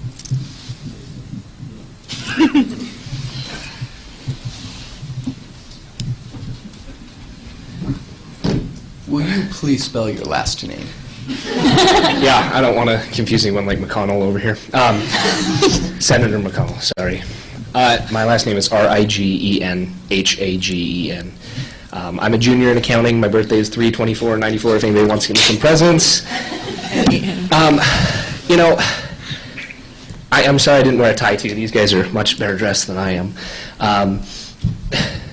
This bill is, you know, I'm gonna be completely honest with everybody up here. This bill is pointless, and I tell you that not because, you know, obviously I'm in a relationship with the president of Alpha Zeta Delta, so I'm gonna try and keep my personal bias out of this as much as possible. Okay, everybody. But I want you to know that is there, and I do have some personal in this too. This bill is pointless because no matter what, if you try and pass this bill tonight, this is not worded effectively enough to stop anything. If it is your belief that students should have the right to any ASISU event, that's fine, but let's talk about it. What are these organizations going to say? For example, Kappa Sigma, where we, you know, whatever, if it's in its nationals, if it's a thing of principle, Kappa Sigma is going to say, you know, if you're on probation from our organization and we don't want you to be at the homecoming football game, all they're going to say is, we're going to make a study group during the homecoming football game that anyone on probation has to go to. And the way this bill is worded, you can't stop them from doing that. So trying to pass this bill as it's worded is pointless, and it's doing nothing. In fact, all you're doing is trying to create a bigger gap between the people sitting here and the people sitting behind me. Some of the most involved students on campus. In fact, the most involved students on campus. You guys just finished up incentive points. I work in the office where they divvy out incentive points, okay? Don't divvy them out, but I work with Tyler, okay?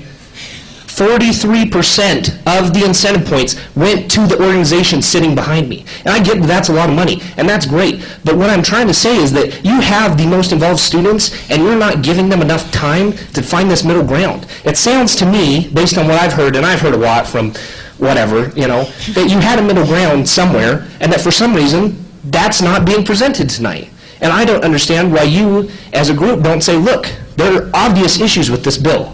You all are sitting here, confused, frustrated, whatever. Don't understand it. These people back here, sitting here, confused, frustrated, whatever. Why don't we table this to have some discussion about it to find a middle ground? Because all you're doing right now is fighting against each other and having issues between the most involved students on campus. And I don't see that ending well. Do I open it for questions now?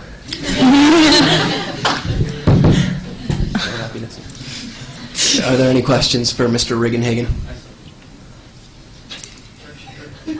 Senator Cleveland. Thank you.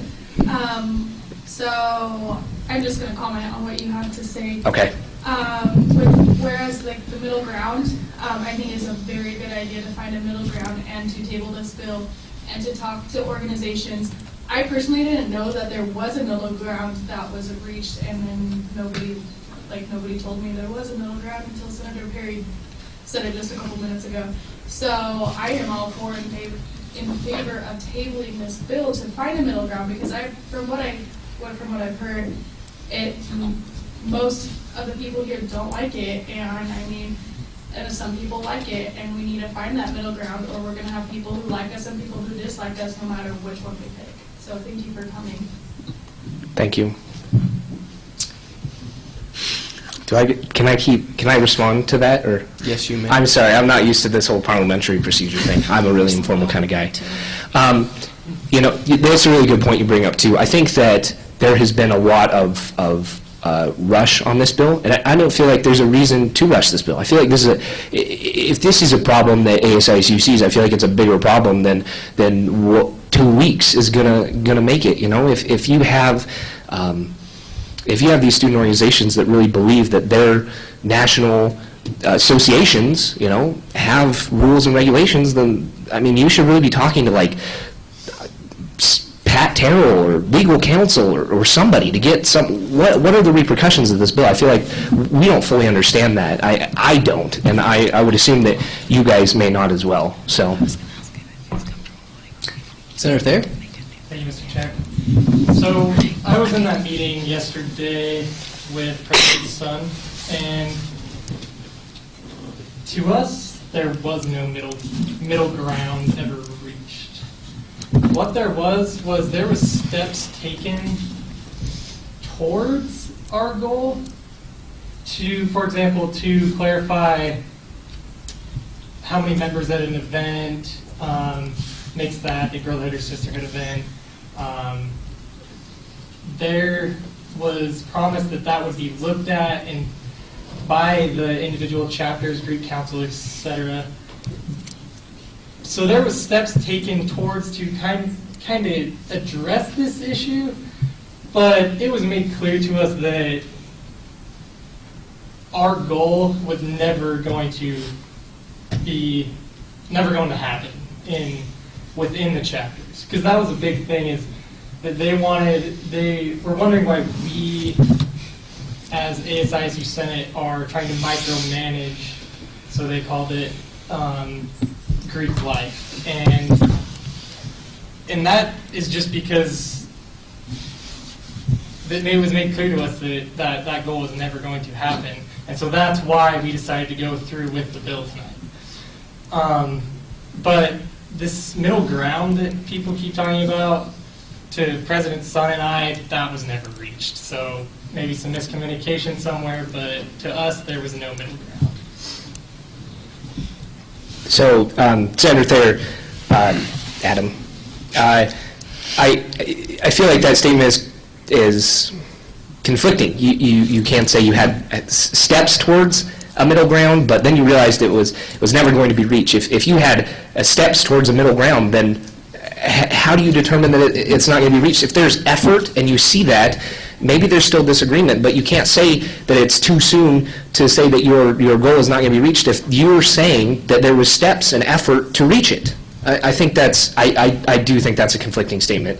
And maybe I'm wrong. Maybe there really was no middle ground, but you can't say that there were steps to a middle ground, and then therefore we decided that those steps were not good enough. We want to continue with this bill. It sounds to me like there are steps being taken, and I feel like those steps should be investigated fully. Do you have a follow-up? Go ahead. I guess I probably misspoke by saying steps taken towards. Basically, they were just clarifying what I explained earlier about how many members make up an event and that. But it was clear to us that that our goal of this bill, as you can see, was never going to be reached. So that's all I have. Senator Perry? Thank you. Luckily, this is tabled, so I don't shoot myself in the foot with this, but earlier in President Sun's report, he said, and I quote, that there was nothing that couldn't be worked with in regards to when you guys were at that meeting. So it sounds like there was open ground available for discussion, unless it was just a slip up of us. But I'm still stuck on that. There is something that, it sounds like there was something that could have been done, and this was still just pushed through the pipeline without consulting with other people. So I still stand on what I previously said. Senator Valencia. Thank you, Mr. Chair. I really do want to vote on this, and I've been kind of quiet about this, but I do just want to make a few points really quick. And earlier this meeting, someone made obvious about a psychology theory that is used, and in education and in sociology, which is what I'm studying, we use something that's called a deterrence theory, and I don't know how many people are aware of what deterrence theory is, and it's mainly used within sociology, especially within criminal justice, but I do have a way to tie it back, and I'm going to read a definition that way people can't say I said it wrong. And it's the use of punishment as a threat to deter people from offending, which holds that punishment is necessary consequence of a crime, like I said, used in criminal justice, based on the gravity of doing wrong. So there's punishments put in place for people for a reason. those punishments aren't there to test the waters. Those punishments are there to deter people from doing them in the first place. They're not there for people to go mess with that. And that's just a point I wanted to make obvious for everyone. Those aren't there because everyone wants them there. They're there so people don't screw up. There's no way to not pay into ASISU, and they choose to pay into whatever organization, whether it be Greek or not. And I just also want to make clear that regardless of us giving them money or not, they're going to raise money, and they do raise money outside of our realm. And those are just some things that I wanted to point out to everybody. Senator McConnell. Thank you, Vice President Tingy. I'd like to yield some time to Katrina Chapman. Yielded. Hi again, all of you lovely senators. Thank you so much for hearing us all out tonight. I really do appreciate it, and I'm sorry this has been such a horribly long Senate meeting for you all.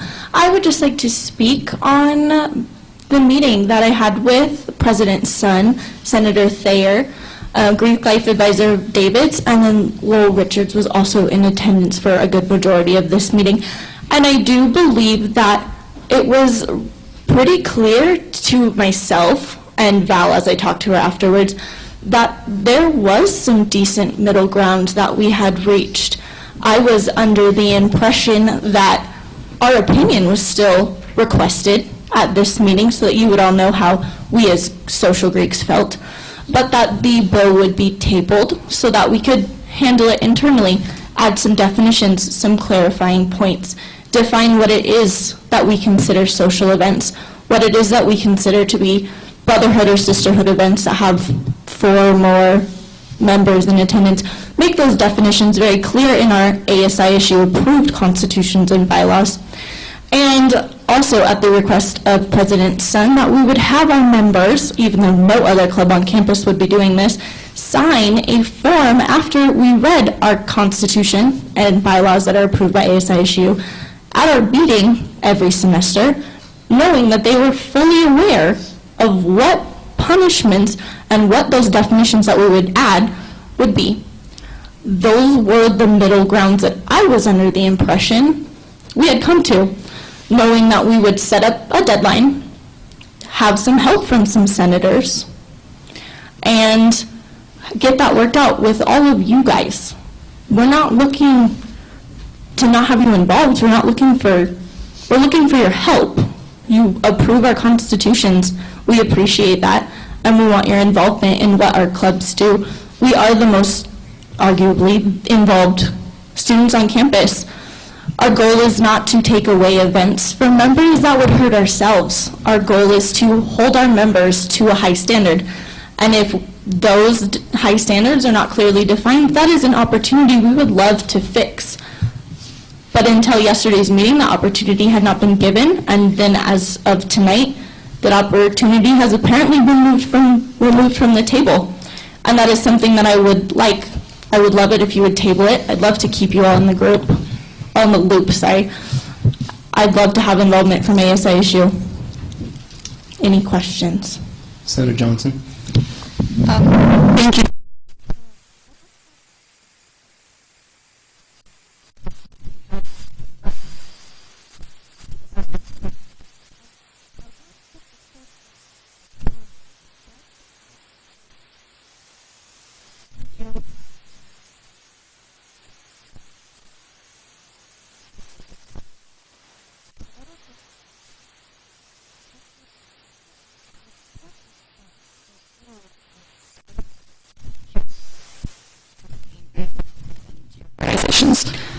With your first question, Senator Johnson, I am not entirely 100% familiar with every organization's national constitutions. They are very long documents, and I think to try and quote exactly what they say would be unrealistic. I don't know the process that would go if we violated that, although as many of the presidents have said, it could result in, very easily, result in pulling of our charter, and then we would have to be removed from the campus, and I do believe that would be an injustice to all of us students as well as to those clubs that we are so involved in.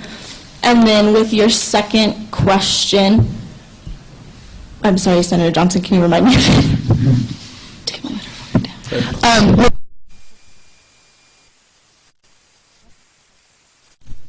Thank you for the reminder. How did I forget that? I would love the opportunity for it to be handled internally. I would love it if you would vote no on this bill. You do approve our Constitution. You would be aware of whatever changes we as clubs made. We are very on time about presenting any changes that we make. We read our constitutions every semester.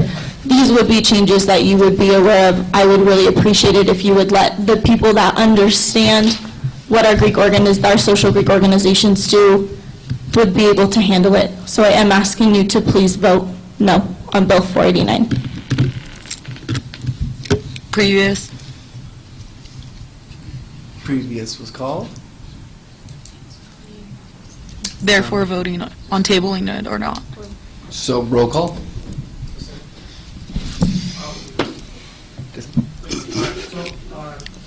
I'm pretty sure somewhere in our bylaws it says that we can't go past 10. 10:30. Okay. So either way, We're already in the middle of a motion, so no, you cannot do that at this time. One clarification. What is the motion that we're currently in? The motion is to table the bill. So voting yes would table it, and voting no would not. Clarification, is there a date set for the tabling? It was yours. There was no date set. It was the first meeting next year. Thank you.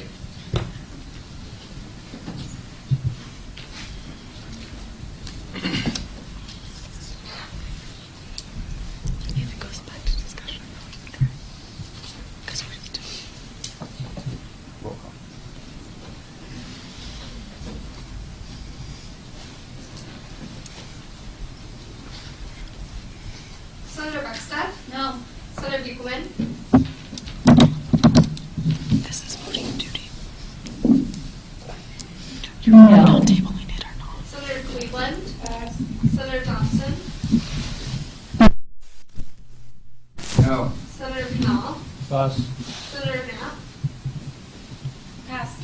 Senator Mendel? Passed. Senator McConnell? Because we had so many people come here tonight to express their emotions on this, they obviously feel strongly about this. I feel like it's disrespectful to table this, to peel the Band-Aid off slowly, if you will. And we've heard all of your opinions, and I'm really appreciative that you came here. So I vote no. Senator Monia? No. Senator Perry? Senator Pitcock? I view that by tabling this, we could work on this a little bit more. I believe there is some specific clarification that could be added to this that would be very painless. I appreciate all the work that's been put in by the people that have written this, so I'm going to vote yes to table. Senator Ricks? Yes. Senator Sahene? No. Senator Sheldon? With regards to earlier stating that it's disrespectful to those that came, I think that that's exactly why we want to table this, because we want to take your input, look at this situation, say, okay, this is what they thought, this is how we can change it, and I'd like to see if there's any changes that we really could make, and I'd like to have a bit of a longer discussion now that it's brought forth as something that can actually happen to Greek Council, now that they're aware that this is something that we view as an issue.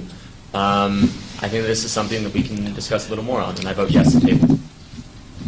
Senator Smith? My biggest issue with this bill entirely is that it was not brought to anybody that we knew this would directly affect before it was already brought to the Senate. It was brought to the Senate on a Wednesday right before we went on a long break, so that was the only chance that they had to look at this. when everyone was on break, nobody was basically on campus. And then we're saying that we gave them plenty of time to look over everything, to figure out what was wrong with this, and to voice their concerns. But really, we gave them Monday and Tuesday of this week, because that was the only time that we weren't on break, and a little bit of last week if they were able to understand what was going on.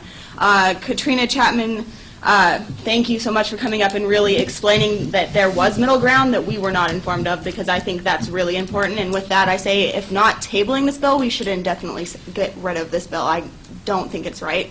And I don't think that we should be micromanaging. I don't think that this has been discussed with the people enough that it's affecting. And I think that it's a slap in the face to people that didn't know that this was coming up before the Senate, before it came to the Senate. So I say yes to tabling the bill.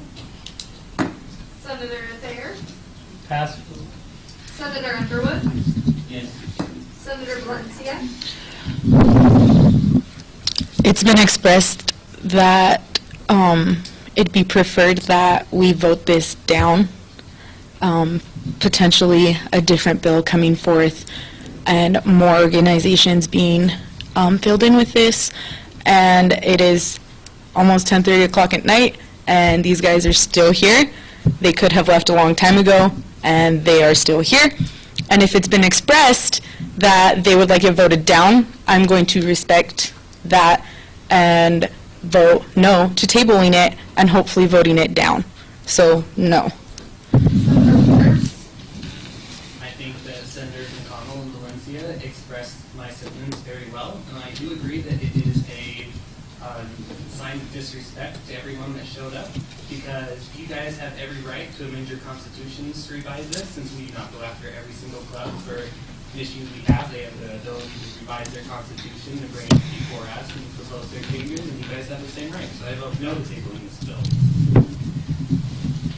Senator Cleveland. I really like what Senator McConnell, Smith, and Valencia said. I agree with all of you, and I agree mostly with Senator Smith. However, I don't think that we should table this bill in hopes that we can just shoot it down and just go at it with whatever we need to go at it with. So I vote no to table the bill. Senator Knoll.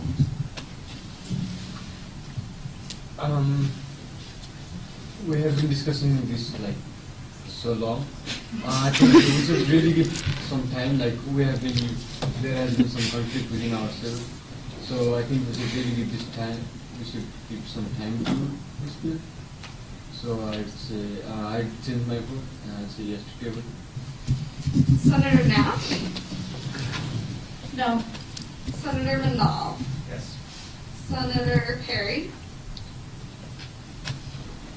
I agree with everybody so far that has stated yes. I think Mr. Rickenhagen stated perfectly. In fact, this bill has no meat. That in itself, it's hopefully with the current intentions, it's not going to work the way it is. Senator Perry, I can't hear you. I'm sorry. Something awesome again.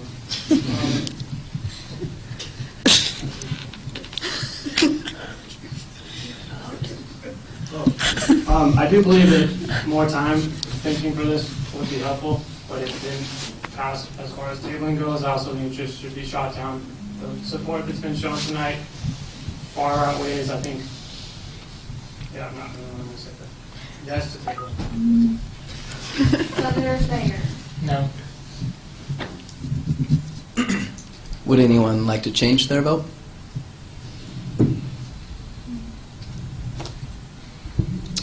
Motion fails. Senator Sheldon? I move to approve Bill 489.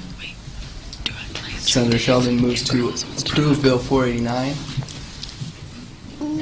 Seconded by Senator Beckstead. Roll call.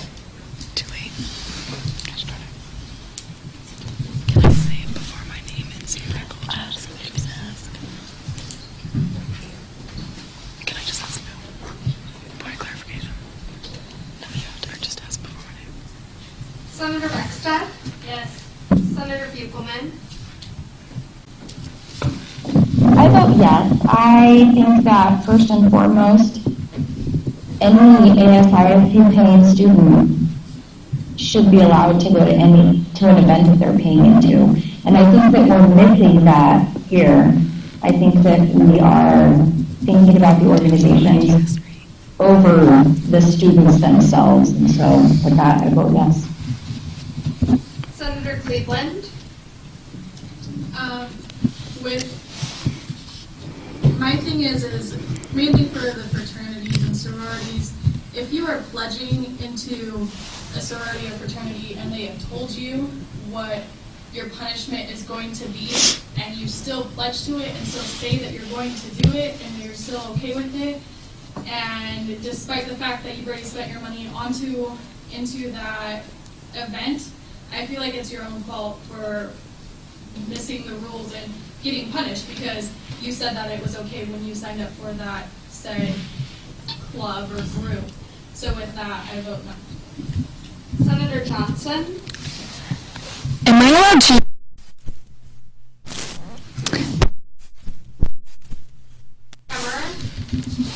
So I tend to be a neutral or indifferent person most of the time in my life. In general, most things I don't really care about. I'll be honest about it. There's certain things in my life that does. I think this is an injustice to students, and it needs to be voted and approved. So I vote yes. Senator Canal.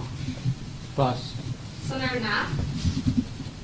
So I am not a Greek, but I went like halfway through the recruitment week, and my freshman year, and I decided that it wasn't for me. However, I've had like a lot of friends in the Greek system, and I really respect everything that you guys do. I think you guys do amazing things, and I also understand that it's made very clear that there's punishments, consequences for things that you don't follow. And I believe by signing a paper that says that you agree to this, that if you're not okay with it, you should drop out. You should not be in that group because you signed for it. I also think that we have the people who are going to be directly affected by this bill here, and while we say this is all student clubs and organizations, these are the people most directly affected, and I think we really need to take in consideration what they're saying. Yes, there are a few opposed or indifferent, not exactly opposed, but as you saw, the majority is, the majority is opposed. There are a few that were for it. So with that, I don't know. Senator Mandel. Senator McConnell. Earlier this evening, we had a gentleman speak, and he had mentioned that as senators, we're elected representatives, and it's our job to represent students equally.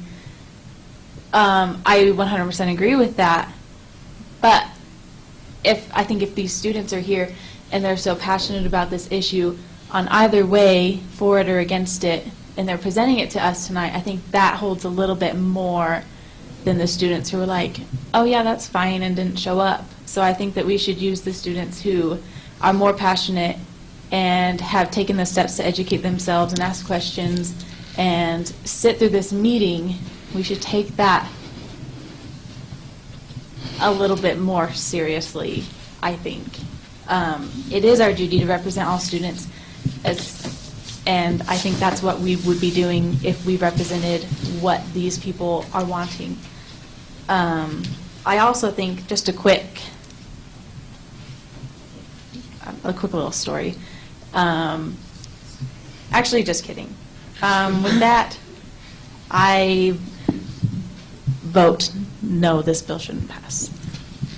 Senator Bonilla. Senator Perry. Senator Pidcock.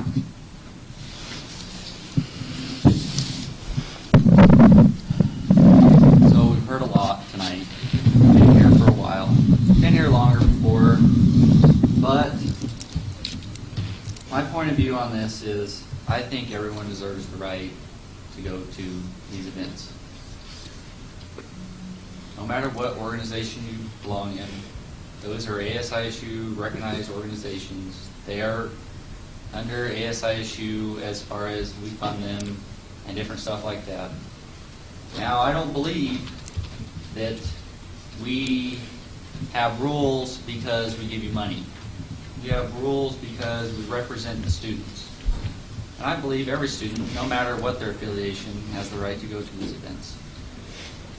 I do have some misgivings about this bill because I believe it could be somewhat more clear. But I do agree with the intent in general, what it's trying to do, to limit punishments to something that is within an organization and only affects the person within that organization. Because I believe when you sign to be a part of an organization, that when it reaches in your social life outside of that organization to a greater extent into your college life, something you're also participating in, and things that help you stay at school and help you be a part of that organization, that you have the right to do that and be a part of those events outside of that club.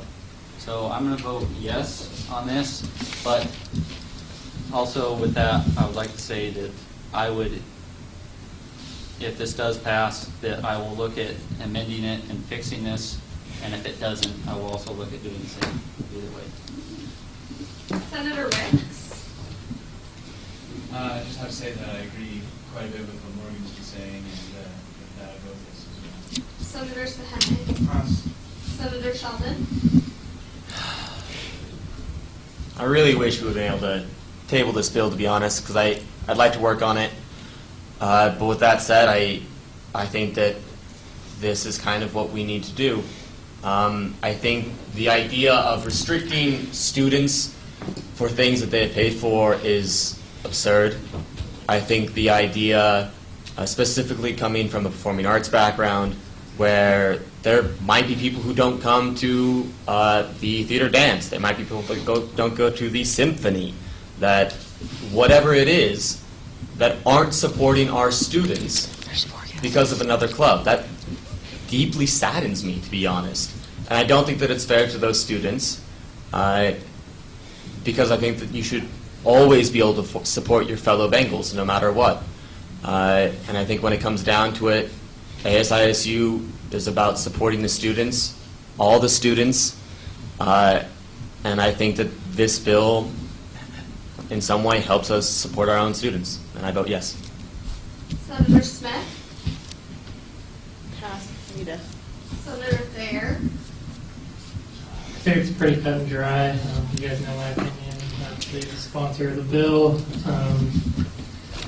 Student organizations wouldn't be student organizations without their ASISUP paying members, and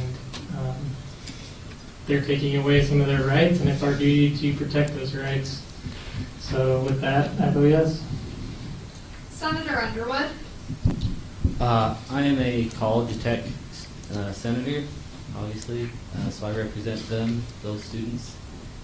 And as far as I know, most of them are ASISU members. I'm not sure if they are affiliated with the other organizations, but I know the ones that I'm affiliated with, this won't affect them. It'll benefit them for not restricting anybody going to ASISU events. So with that, I say yes. Senator Valencia. Pass, please. Senator Withers.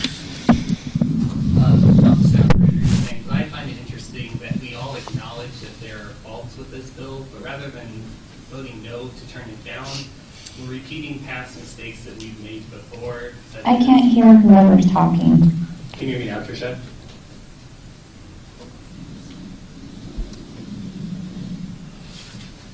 Okay, can you hear me now, Tricia? Yes. Okay. So we've seen this in the book before. We've passed bills for outreach campus senators that we all acknowledge, yes, this has problems.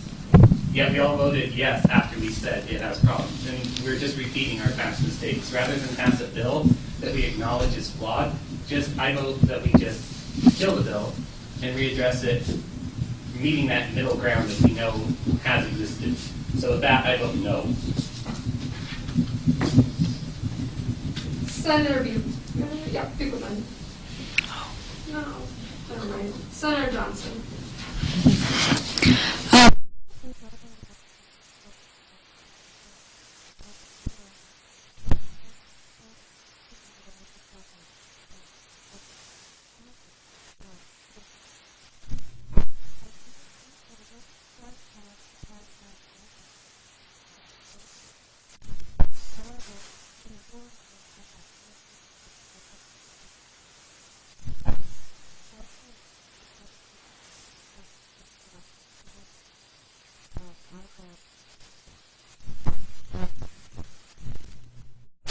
Senator Knopf.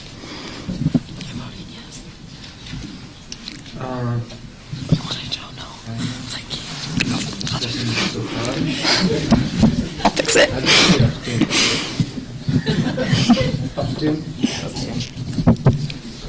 Senator Boniak. I agree with what Kelly and Senator Davis have to say, so with that, I vote yes. Senator Perry. I was just going to check the first time around this time. Are you good, Trina?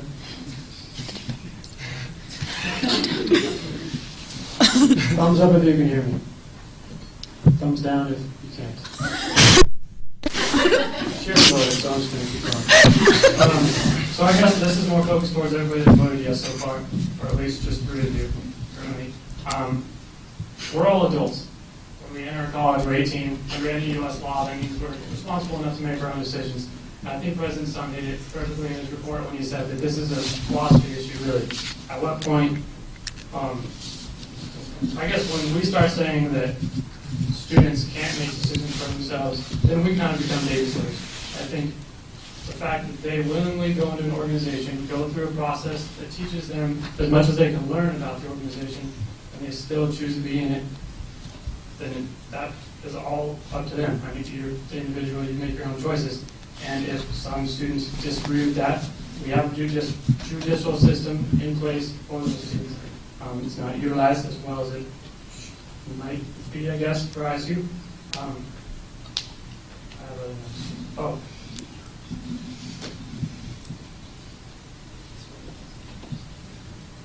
For some reason, something better in my head. So I guess just really what I'm urging is for those yeses to really think about what you're doing. There's obviously been a disconnect for all these different discussion topics. If this bill was to be killed, there's still time to write another one if you believe that this is the path it should be taken, but just with the wording. So I vote no. Senator Sahene. I've been following proceedings very closely this evening, and I really respect each and every person's view or each and every view that has been made tonight. But I think I always put myself in the situation whenever I'm analyzing situations. I'm part of the African Students Association, and we have our own bylaws to be part of the African Students Association. But in as much as I'm part of it, I should also acknowledge that the Constitution of the African Students Association is subservient to the Constitution or the bylaws of ASISU. When I was campaigning last year, I think one of my campaign messages was to help encourage student involvement in ASISU projects and programs.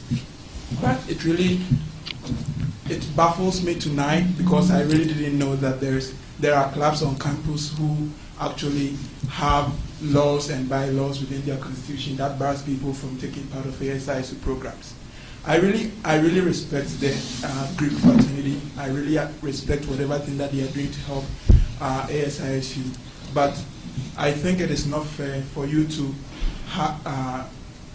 bar or ban any student from taking part of ASISU program or ASISU functions. I think if each respective club thinks that a member of the club has done something that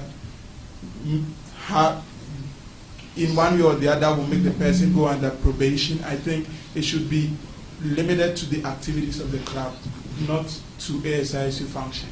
I really respect them, but I think for this, based on the interpretations and the understanding that I've gotten tonight, I would want to vote yes. Senator Smith. So a lot's been said tonight, and a lot of people have spoken on both sides of this bill.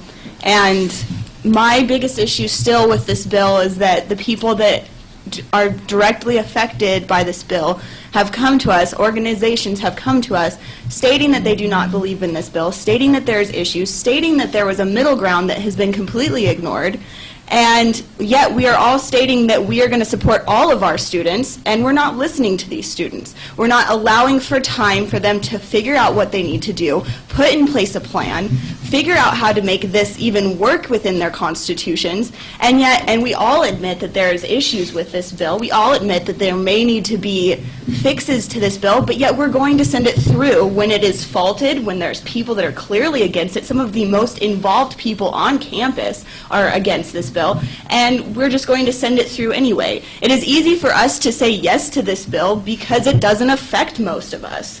So, I mean, when something doesn't affect you, of course you're going to be okay with it. You're not going to have an opinion on it because it's not affecting you. The people that this bill is directly affecting negatively have come and told us it is directly affecting them negatively, and we're ignoring it when we don't have the understanding to realize that this bill is affecting them and to give them the time to figure out this issue on their own before we try and micromanage.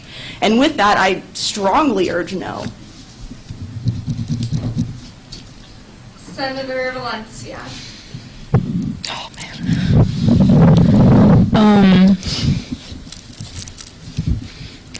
I don't really know what much more to say, and there was organizations in the Greek Society that weren't personally asked about their nationals and their national rules, so therefore I don't think they were given sufficient time.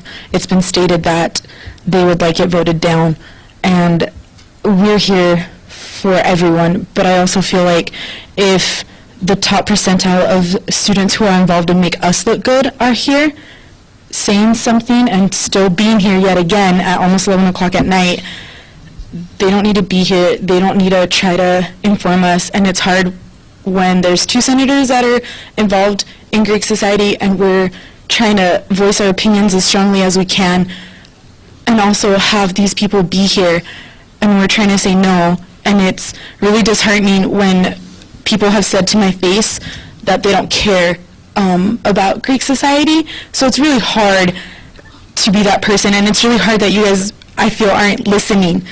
And if people are asking us to vote something down, they're committed to being here. They're here. This is the most people I think we've had in the gallery. Like, that's saying something. These people don't want to take their members and not allow them to go to events. That's not what they want. Punishments are there. Deterrence, I've said it before. They're there so people don't do it. They're not there so, oh, you can go mess up, only this is going to happen. That's not why they're there. And I really don't know what more I can say to try and urge you guys to vote it down. The Greeks are going to fix their constitution regardless. They're going to fix it. They're going to make sure that their constitution says everything so this can never happen again. And them willing to do that regardless if it's voted yes or no, that says something. They're involved. They make us look good. Just remember that. So I vote no. I don't think this is right.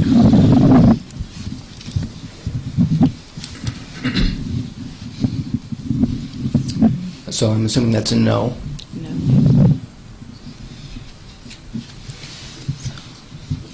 Would anyone like to change their vote?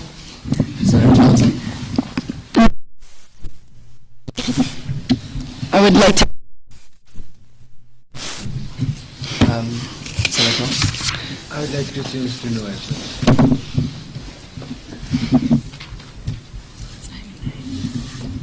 Would anyone else like to change their vote?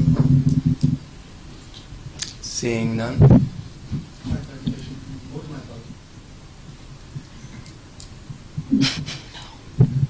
No.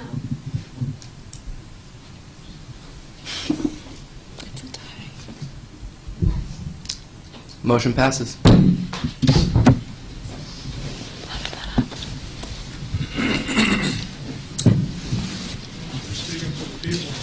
If you would like to continue the meeting, we will need to have a motion to extend it. Senator Underwood?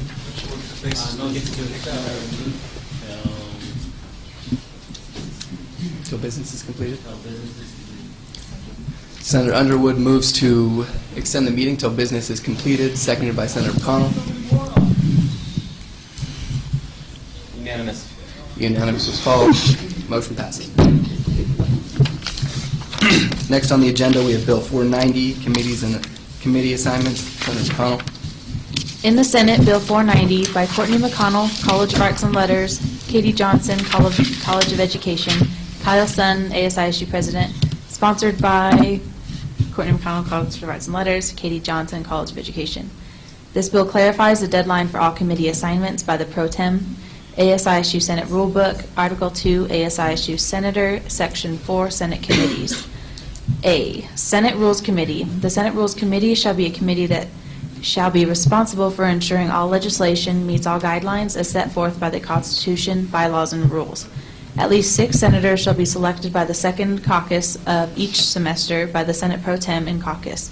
The Senate Pro Tem shall select during caucus 1 member of the Rules Committee or 2 co-chairs to serve as chair of the Rules Committee. B, Senate Appointment and Reviews Committee. The Senate Appointment and Review Committee shall be a committee that shall be responsible for reviewing, through interview and research, all ASISU appointments made by the President. At least 6 senators representing a minimum of 4 colleges shall be selected by the Senate Pro Tem by the second Senate meeting of each semester to serve on the Senate Appointment and Review Committee. The Senate Pro Tem shall also select the second...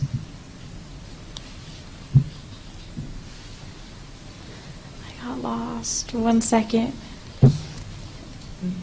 The Senate Pro Tem shall also, shall also select by the second Senate meeting of each semester 1 member of the Senate Appointment and Review Committee to serve as the chair of the committee. The Senate Appointment and Review Committee shall interview all appointments made and shall take a formal vote as a committee either for or against the nomination made. The Senate Appointment and Review Committee shall bring voting results and a recommendation to the entire Senate to confirm or reject a presidential nomination at the next Senate meeting following a presidential appointment. And with that, I open to questions or comments. Seeing none? I move to approve Bill 490. Senator McConnell moves to approve Bill 490, seconded by Senator Ricks. Roll call.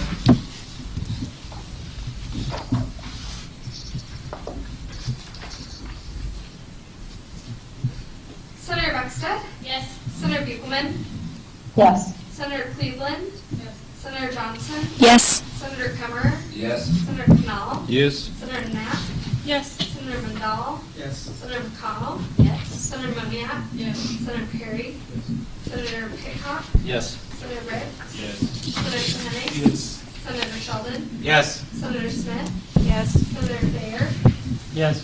Senator Underwood? Yes. Senator Valencia? Yes. Senator Withers? Yes. Would anyone like to change their vote? Seeing none, motion passes. Next, Bill 491, committee reporting. Senator Johnson.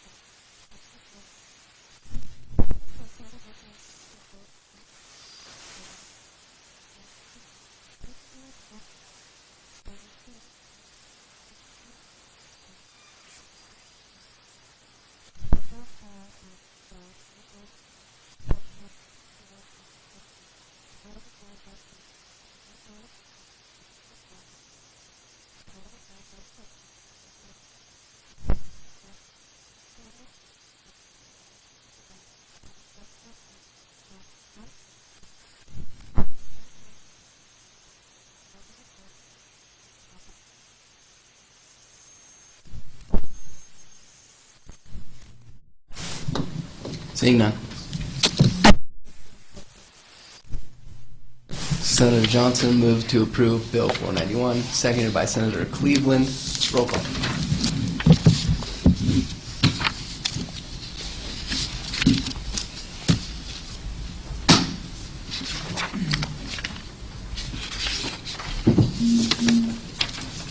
Senator Buckstead? Yes. Senator Buchelman? Yes. Senator Cleveland? Senator Johnson? Yes. Senator Knopf? Yes. Senator Knapp? Yes. Senator Mandel? Senator McConnell? Senator Moniak? Senator Perry? Senator Pickhoff? Yes. Senator Ricks? Yes. Senator Sahanek? Yes. Senator Sheldon? Yep. Senator Smith? Yes. Senator Thayer? Yes. Senator Underwood? Yes. Senator Valencia? Yes. Senator Withers? Would anyone like to change their vote? Seeing none, motion passes. We have nothing under new business. Is there anybody from the gallery that would like to approach the Senate? Senator Picott? My personal privilege. Granted. Here's the hand, though. No one from... Oh. Sorry to keep you here a little bit longer, but thank you guys for staying here this long. And I understand that we may have some misgivings about a bill that we have passed, but realize that legislation is never done. Just because you pass a bill doesn't mean that's the way it will lay for very long, and I intend to make it not lay that long, for much longer than we have to. So I just want to let you know that I will be looking at ways to reword the document. Unfortunately, upon some conversation with Senator Thayer through notes and stuff like that, the recommendations that I had weren't really good for an amendment, and so that option was not pursued. And I think that just because we voted it yes does not mean that we didn't listen to the people. We definitely sat here through the meeting and listened to them. Just remember that. Legislation is not easy. It's something that takes time, and I am willing to take the time to pursue the things that we talked about, whether we voted yes or no. Senator Withers? Respectfully, I think that if we were going to amend the bill, we should have just failed it, because I think that we turned several people against the Senate right there. I mean, even as they walked out, they said some choice comments, but that's just my personal opinion. But I do, however, agree that we can address some issues now. Senator Perry? Thank you, Mr. Chair. I also agree with Senator Withers, but I would like to be involved with that committee, me to write that bill. So please keep me on the meeting list. Can I have a response to what Senator Withers has said? Yes. Okay. So as kind of a response to that, people come up here and they sit and they say that they, support being great people and they want to improve their people, but then they act like that when they leave. It makes me hard to want to do this for people like that, but I do it anyways because that's what I've been elected to do. And to show the way that they did upon exiting their disapproval in the way that they did was not very professional. And to say that they represent an organization that promotes that, I think is a disgrace. But you know what? They're still a voice of the students, and they still deserve to be heard, even when they act like that. And I still think we should pursue a bill to help find a middle ground, even though those actions were taken, even though it is something that they weren't a fan of. You don't do that. I don't care what part of the organization you're a part of. And so I just wanted to address that. It's nothing personal to you, but I just wanted to say that. I agree. Any other comments? Thank you, gallery member. We have to sing the fight song, so don't say it. Senator Cleveland. I'd like to recognize Senator Picott. Recognized. Gallery?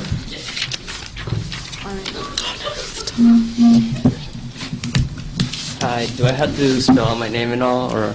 Okay. Yes. My name is Juan Carlos Chavez, JUANCARLOSCHAVEZ. I just wanted to say I'm sorry about some of the comments that were made, and but I just wanted to say, like, I want some of the senators to come out and maybe talk to the clubs that you guys represent and see how they feel about it. I personally would want my senator, Adam Thayer, to come to our meeting and ask us, hey, what do you guys think about this bill? What can we do to find like middle ground? Because like I said, some people don't disagree, and I feel like some of the senators should come out and get their opinion. And that's pretty much all what I wanted to say. Thank you. Will you yield to some questions or comments? Sure. Senator Thayer? Thank you, Mr. Chavez, for coming, and thank you, Mr. Chair. I appreciate you apologizing on their behalf. That means a lot to me, even though it wasn't you who said it, but as part of their Greek like you are. So I appreciate that, and yes, I will contact you guys and work with you, and I would love to hear what you guys have to say. I attempted to contact your president before this, but I wasn't able to reach a response on his view on the bill. But definitely, I will be contacting you guys.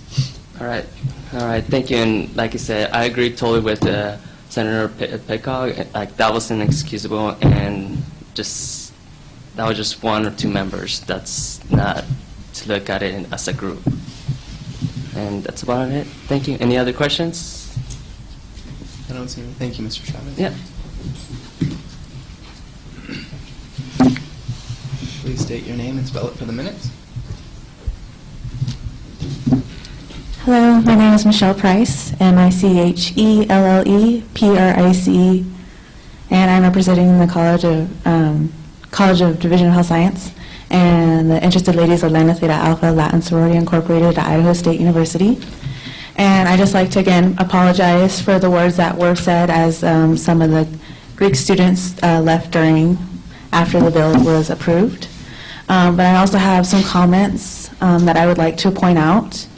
Is that as a president of the Interested Ladies Club, I was never addressed personally or contacted by email by any of the senators or President Sun personally. It wasn't addressed towards me. I had no recollection of this bill till Monday. As they said, they contacted people prior to Thanksgiving break, and I was never contacted. So, I mean, it affects my group equally as all the other organizations in the Greek community. And then I would also like to point out that, as my understanding, and if you could correct this at all, ASISU fees are paid by tuition by full credited 12 credits. So we're required to pay the ASISU fees, so there's no choice in the matter. But we do have a choice if we want to participate in our organizations. And so I'd just like to point that out, that we don't have a choice. If we want to come to ISU, we have to pay the ASISU fees.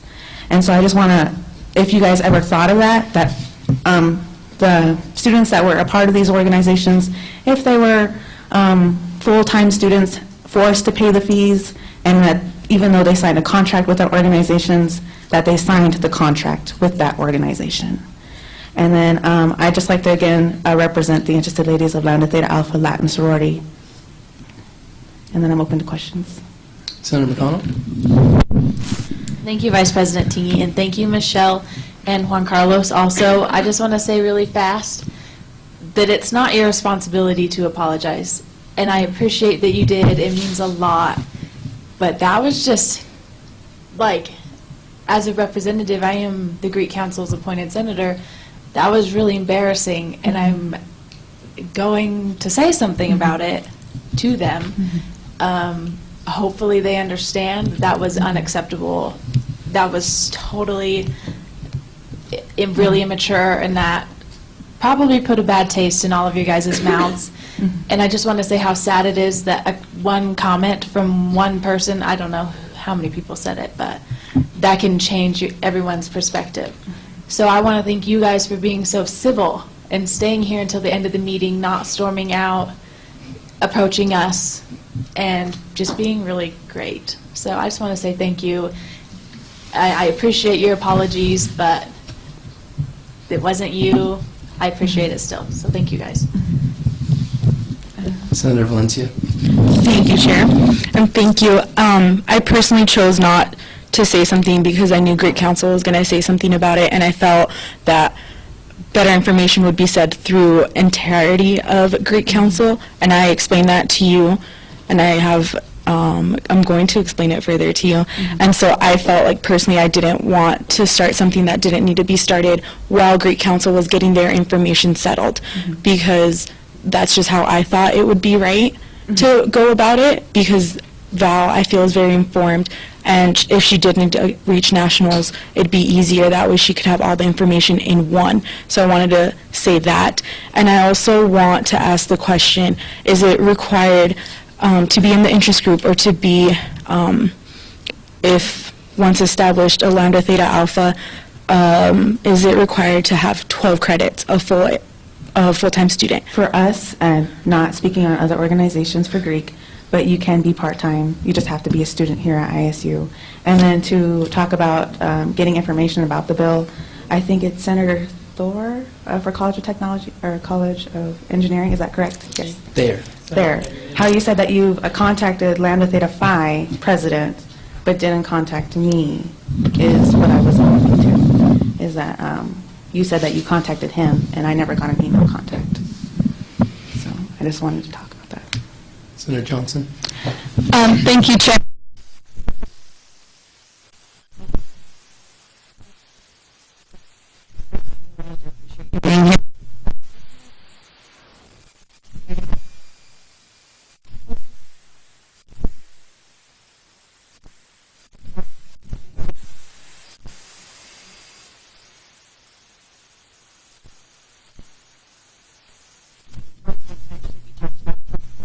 And those sort of things.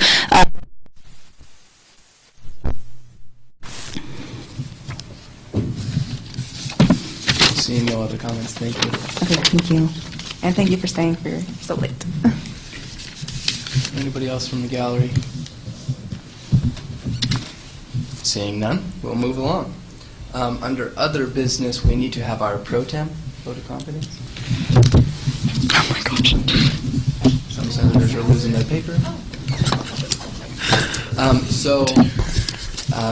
Vote yes if you would like to keep Senator McConnell as the pro tem, and vote no if you would like to switch it up.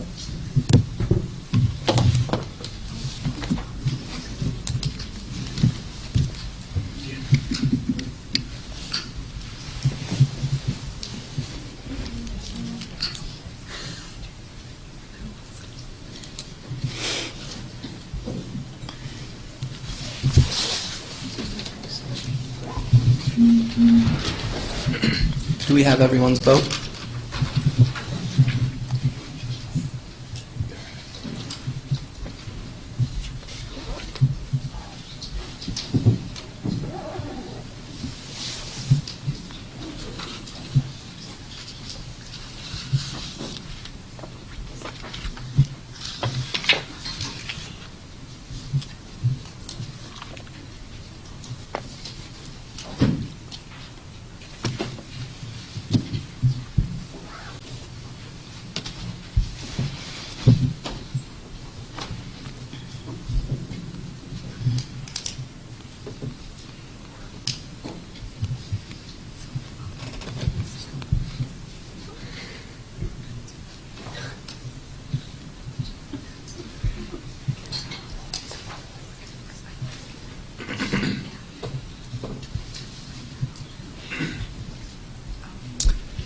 Senator McConnell will continue to be our pro tem.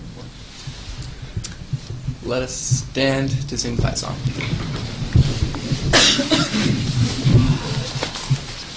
Right.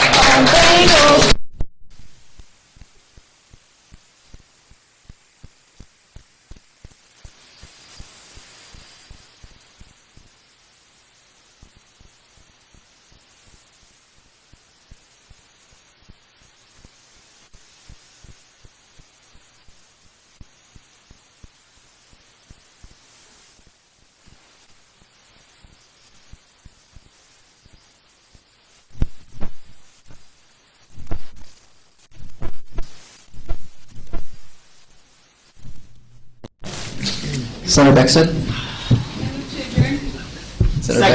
Senator Beckstead moves to adjourn, seconded by Senator Sheldon. Unanimous. Unanimous is called. We will adjourn after roll call. Senator Beckstead? Here. Senator Buchelman?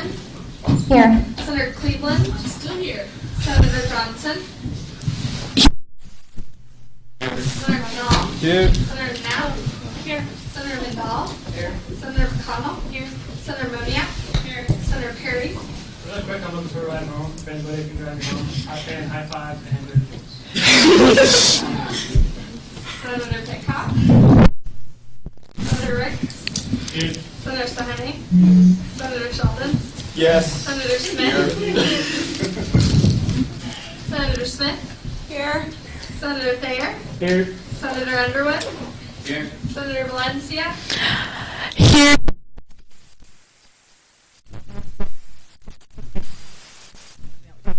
Please stay for 2 seconds after. Senator Withers. Let's bounce after B's done.